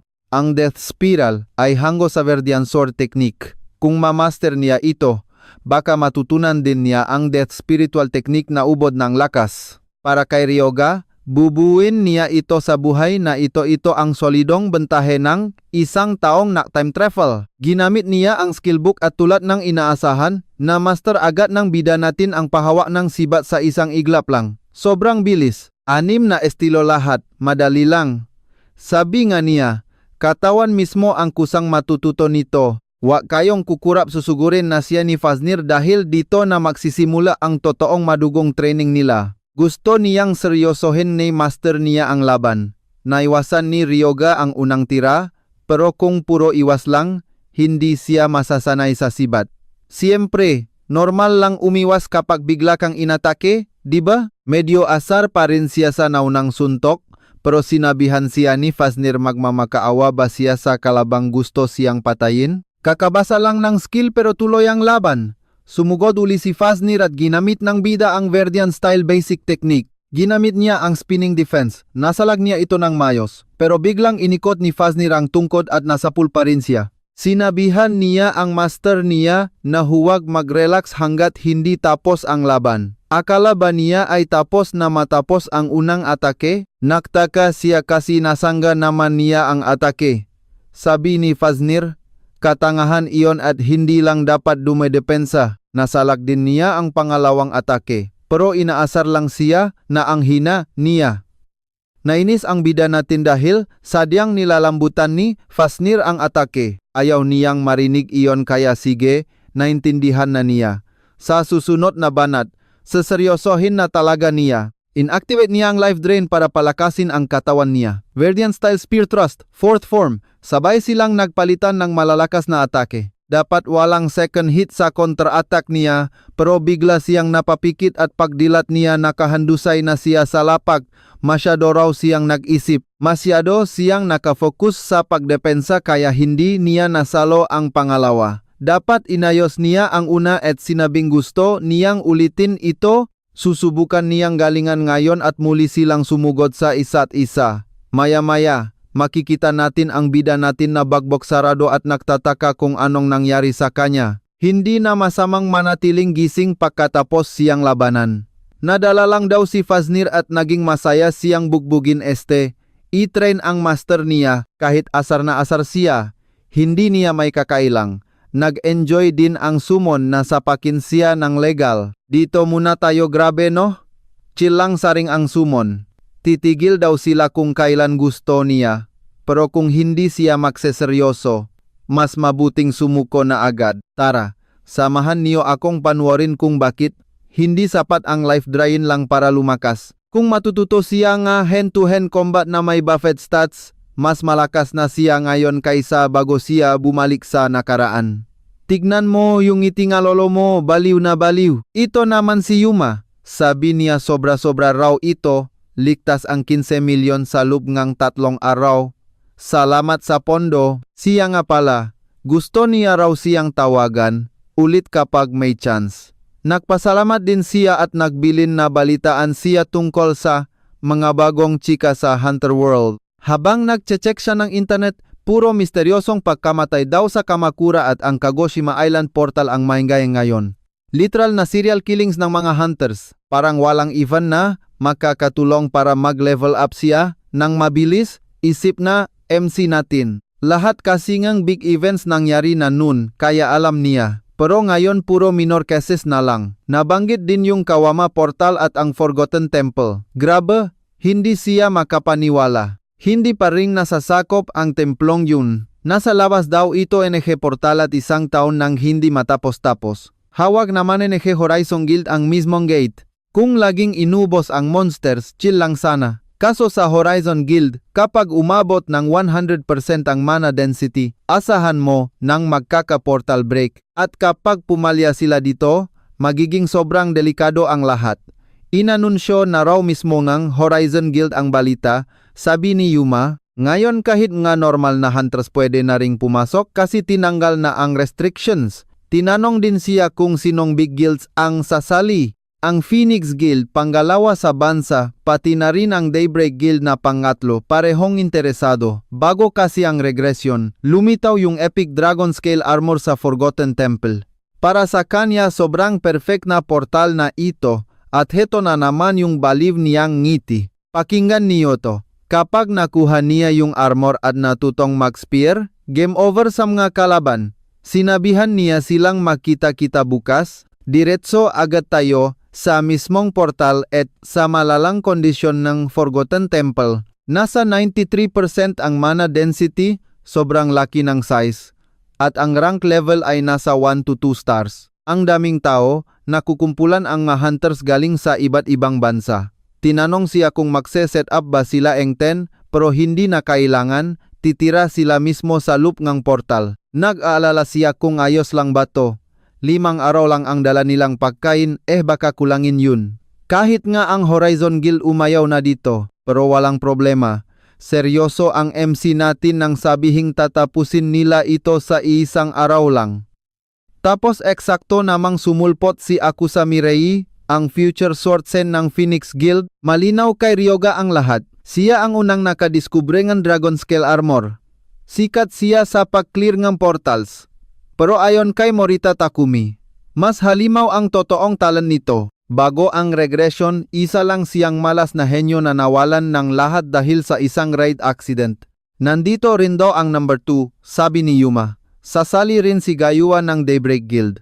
Siya yung sisikat balang araw bilang Iron Fist, isang malakas na warrior at future rep ng Japan. Lahat talaga ng mga future legends nandito sa isang lugar. Tinanong ni Yuma kung kaya ba nilang sumabay sa mga ito. Pero huwag daw siyang mag-alala. May sariling diskarte sila habang ang iba ay may kani-kaniya rin. Bukod pa diyan, tiyak na makukuha niya ang Dragon Scale Armor sa Forgotten Temple dahil siya mismo ang sasakop dito. Nagmadali silang pumasok agad sa loob ng portal. Nandito na sila sa Forgotten Temple. Agad niyang pinalabas si Fafnir para sumama sa kanila. Nakakabaliw isipin na kaya niyang gawing sunod-sunuran ang mga earthbound spirits na malapit na sa limitasyon nila. Napag-usapan nilang nang una nila itong makita, nun sa workshop ay sobrang nagulat talaga sila. Baka naman gawin din silang undead ng MC natin. Pero nilinaw niyang hinding-hindi niya gagawin yun. Sa totoo lang, sobrang hina nila para maging zombie. Hindi man lang sila abot sa ganong level. Kaya sabi niya tumihil na sila sa kaisip at kakasalita NG kung ano-ano. Tapos umanda kayo, biglang yumanig ang palihit at nagbabago ang mismong lupa. Hanggang 2 stars lang dapat ang entrance level nito, pero kaya ito naging 3 stars ay dahil mismong sa rason na ito. Ang environment, mga monsters, at mismong loob ng templo, lahat nagbabago minsan araw-araw. Alam ni Ryoga na iba rin ang mga features nito kumpara nun bago ang regression. Ipinasa niya ang laban na ito kay Fafnir gamit ang Impure Blessing at Retaliation Wedge. Pero huwag daw mag-alala kasi trabaho talaga niya ito. Ipapakita niya ngayon na kaya niyang protektahan ang kaniyang master na si Defil. Pagkalipas ng ilang sandaling ang puro salita habang naglalakad biglang sumulpot ang unang monster. May nakaharang sa daan at sila ay mga kultista. Agad silang sumugot para kalabanin si Fafnir pero napigilan niya ito. Mga kultista nga. Isa silang medyo malakas-lakas din na kalaban. Bala sana niyang mabigay ng support, pero agad na binasak at ibinaon ni Fafnir sa lupa ang kalaban. Binubo niya ito ng malala. Takot na takot si Yuma, pero sisilang ito kay Fafnir. Sinabihan siya ni Ryoga na mag-ingat sa susunod. Kapag nawasak ang ulo, hindi na ito magiging undead na agad naman nitong naintindihan. Patuloy silang sumusulpot at malayo pa ito sa katapusan. Susugod na rin ang bida natin at ginamit niya ang epekto ng Staff of Vengeance na may minus 12% magic consumption. Ginamit niya ang bone attack niya at madaling tinuhog ang lahat ng kalaban. Napansin din niyang mababa ang attribute resistance ng mga kultista. Kaya siguradong critical hit ito para kay Foren. Kapag hinaluan ito ng dark at holy attributes, humihina ang epekto ng mga ito. Bumagal din ang kanilang attack speed. Hindi alam ni Fafnir kung bakit. Pero lalong bumagal ang atake ng kalaban habang tumas naman ng 100% ang kaniyang stats. Dahil diyan, kung ikukumpara sa training nila kay Arajiri bilang vanguard na sumira ng enemy lines, sisiw lang ito para sa kaniya kaya nilansak niya sila. Dapat kasi hindi ito magamit ni Ryoga, pero kung wala siya doon, hindi rin niya magagamit ang life drain kaya patuloy silang nag-away. Sabi ni Fafnir, wala man lang daw siyang sasabihin. Kahit isang salamat lang, kahit na halatang galit na si Ryoga, hindi niya inaasahan ito kasi pinaalala nito sa kaniya si Kachiwi. Bago mag-regression, may ganitong ka-chill na moments pa pala. Na-level up siya papuntang level 20 at ang bagong kaalaman ay bumaon sa kaniyang kaluluwa. May mga bago siyang skills. Ang isa dito ay Rank C Darkness. Mababawasan na ng 10% ang spiritual energy drain para sa necromancer spells. At ibababa din ng rank C Dark Rain ng 20% ang kailangang spiritual energy para ma-maintain ang undead state. Isipin niyo na lang, para sa mahabang 5 araw na bakbakan, the best ang skill na ito para tapusin ang Forgotten Temple. Samahan niyo akong manood. Binuhay niya agad ang mga patay na unggoy, at grabe ang level. 100% ang stats nila. Sabi ni Yuma para makagawa ng malakas na zombie, kailangan mataas ang base stats. Mas maganda daw gawing materials ang mga fallen o cultists kaysa sa orcs. Depende rin ito sa spell at materials na gagamitin. Wala naman masyadong pinakaiba sa totulang, malaki lang talaga ang gap ng base stats nila.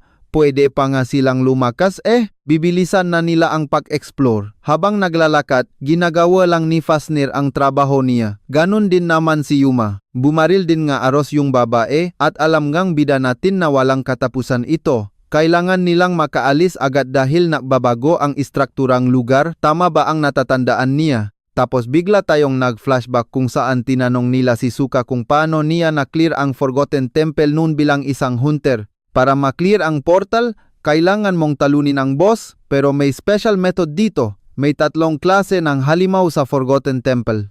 Magdodrop sila ng 3 proofs pag natalo. Kailangan mong kunin yun at ilagay sa mga specific na haligi. Pag nakumpleto mo ang 4 na proofs, mabubuksan ang kwarto kung nasaan ang boss.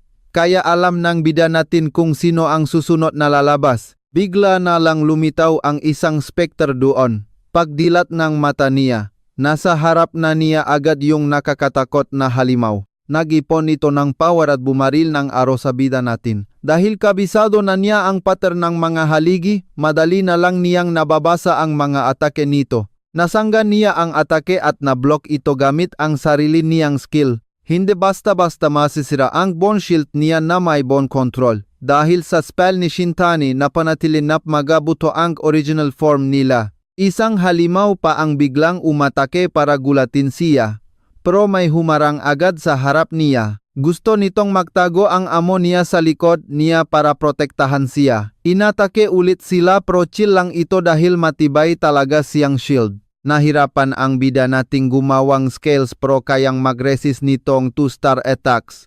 Kung ganun, wala na pala silang dapat ikatakot. Sumugod agad siya at sinuntok ang halimaw.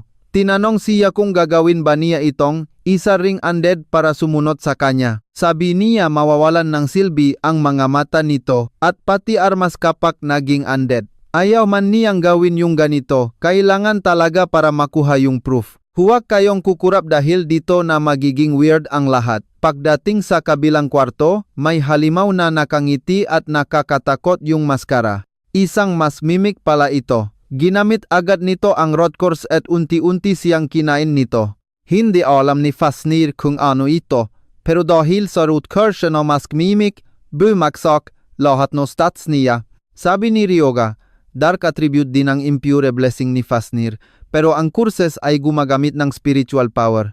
Kung dark attribute attack ito, madali itong makancel ng mas malakas na dark spiritual power. Susubukan niya mismo ito para tanggalin ng tuluyan ang Rodkors. Unti-unting dinadrop ni Fafnir ang sumpa at nagulat si Ryoga. Pang high level na magic power ito, kayang higupin ng spiritual power ng undead ang halos lahat ng sumpa na may dark attribute. Ang galing niyang maka-instinct agad Kinulam tuloy siya ulit. Gusto ring ay try ngang bida natin kaya ginamit niya ang impure blessing bilang panlaban sa blessing ngang amonia at sa sumpa ngang kalaban. Patuloy siyang inaatake, pero tumatawa lang siya. Gets na niya ngayon. Gumagamit pala siya na holy power laban sa sumpang ibinato sa kanya. Kahit papaano, santo pa rin siya. Hindi na alam ng halimaw ang gagawin dahil mahina ang dark attribute sa holy. Tapos na ang trial. Nakakainis mang umatake kanina, tinapos niya rin ito at kinuha ang maskara. Lumitaw agad si Kronos at tinanong kung gusto niya iyon. Pero iyon ang susi para masolve ang secret ng Forgotten Temple, ang Mimic Mask, Demon's Eye, at Sanggay ng Occultists. Ano sa tingin niyo ang mangyayari? Boss fight na. Pag nilagay ang mga proof sa haligi, makakapasok na sa hidden room gang boss. Kaya ingat sila dapat. Kapag natalo niya ang mga halimaw, kailangan niyang ingatan ang mga proofs. Sobrang hirap ng condition kaya halos 1 taon walang nakaka-clear nito. Hindi niya alam kung paano ito nadiskubre. Parang may laban daw ang Phoenix Guild malapit dito. Saktong pag-usapan nila, nandun nga ang grupo. Nakikipaglaban sila sa mga halimaw at mabilis silang nilikida nung babae. Napansin ni Kronos na nilagyan niya ngang energy ang espada para hiwain ang sumpa. Epekto pala iyong ngang fast wind sword niya. Malupit ang skill ni Asaka, pero pak nakamali siya ngang hiwa, siguradong tatamaan siya ngang sumpa. Kailangan nilang bilisan kaya umalis na agad sila. Tinanong siya kung napansin ba niya yung grupo. Nalaman nila ang sikreto nito pero walang alinlangan ang magalaw nila kaya kaduda-duda. Ang mas malala, gumagamit pa sila ng undead summons. Nakakabaliw na nasolva ng ganitong grupo ang misteryo na hindi man lang magawa ng guild. Pinagmasdan niya ito agad habang walang awang pinapatay ang mga halimaw.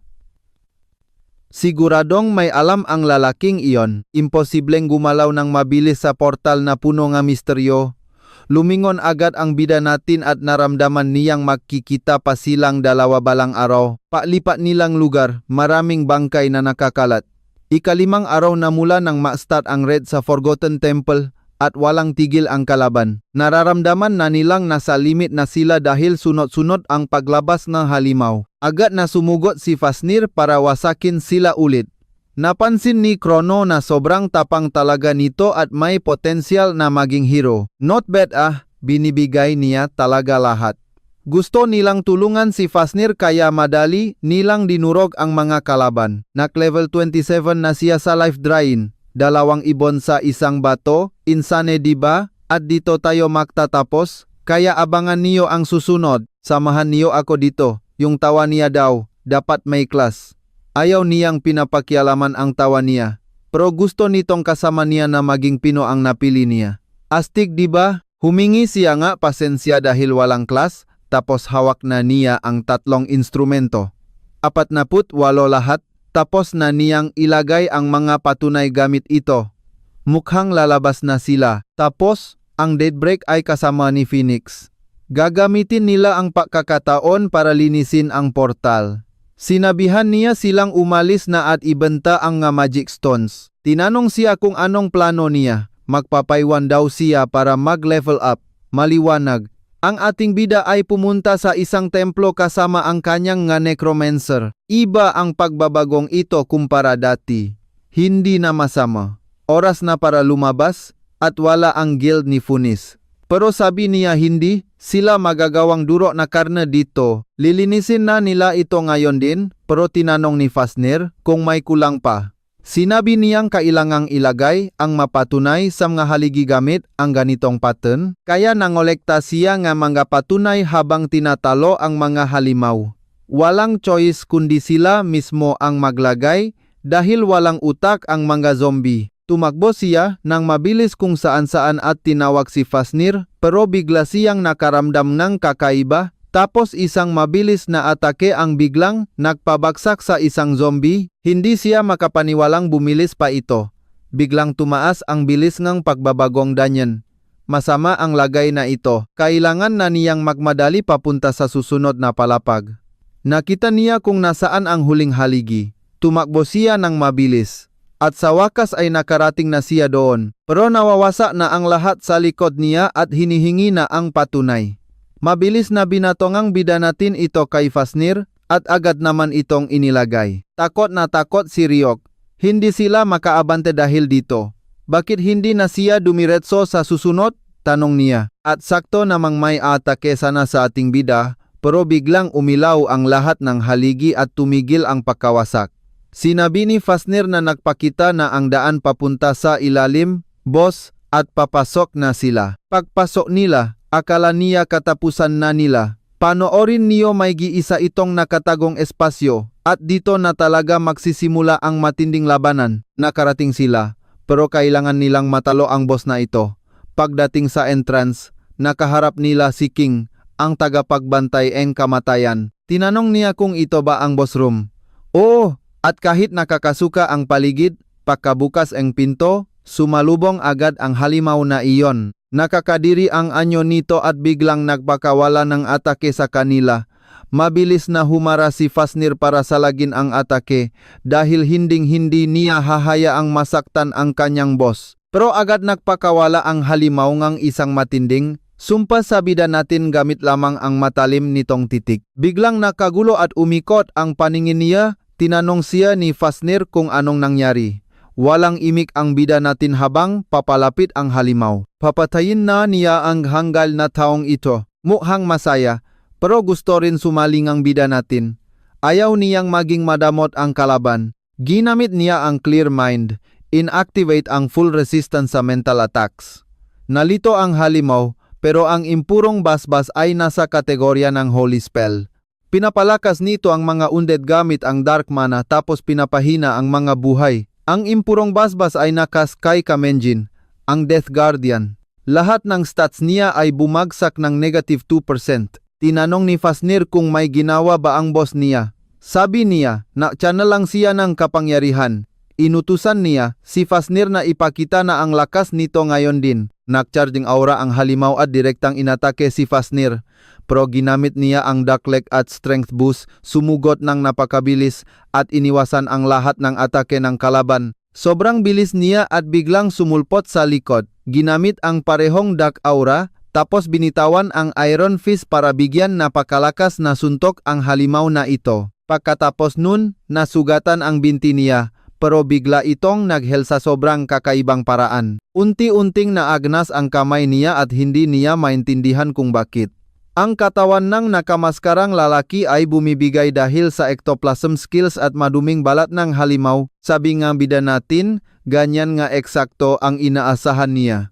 Ginamit niya ang kanyang basbas at ang nawawasak na katawan ay unti-unti nang nahilom. Umatake ulit ang boss kay Fafnir pero naiwasan niya ito. ginamit niya ang 7th Combat Arts niya at pinaulanan ng sandamakmak na suntok ang kalaban. Agad niyang nawasak ang tuhod nito at umiyak ang halimaw sa sobrang sakit. Hindi maintindihan ng boss kung bakit sablay ang powers niya. Gusto nitong pumatay kaya sumugod ulit kay Fafnir. Pero sabi ni Fafnir, masyado siyang mabagal. Puro butas na ang katawan nito at hindi na ubra ang ganyang bagal laban sa kanya. Pansin niyo ba na re-regenerate pa ang boss na to? Sakit sa ulo talaga. Kaya tinanong ni Fafnir ang bida natin kung anong gagawin nilang susunod na hakbang dito. Ano nga ba ang plano? Kailangan na nilang tapusin ito sa isang matinding tira gamit ang kanyang bone control skill bago pa lumala. Pikon na ang halimaw kakasuntok sa parehong pwesto, kaya nilabas ang sandata para tapusin sila. Pero gumawa ang bida natin ng zombie armor formation bilang shield para wala siyang galos. Pagkasira ng depensa, sumugod agad ang ating bida patungo sa maskara ng boss at ginamit ang Wedge of Retribution throw na atake. Nasaal ng pansamantala ang galaw ng kalaban, kaya napakolang ito sa kinatatayuan niya mula sa taas. Napatanto ni Fafnir na oras na para sa huling tira.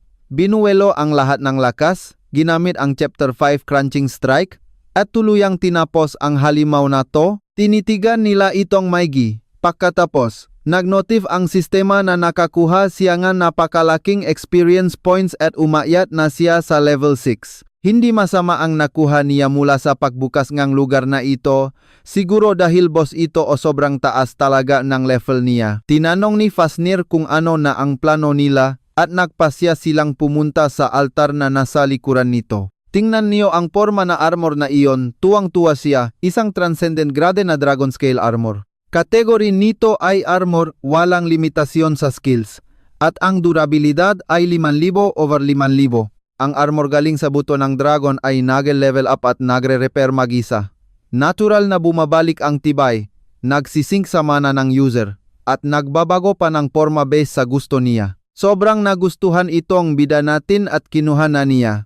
Pwede itong isuot sa isang hawak lang at ginawa nga niya. Mas malupit pa ito kaysa sa inakala niya dahil biglang tumaas ang stats at nag-transform siya na ikinagulat niya ng sobra. Sabi ni Fafnir, napatunayan na nilang karapat-dapat silang hawakan ito kaya pwede na silang ma-training pagkatapos nito. Pustahan tayo, kapag nag-training ang boss niya suot yan, siguradong magiging ibang level na ang kwento natin. Tara, silipin natin to.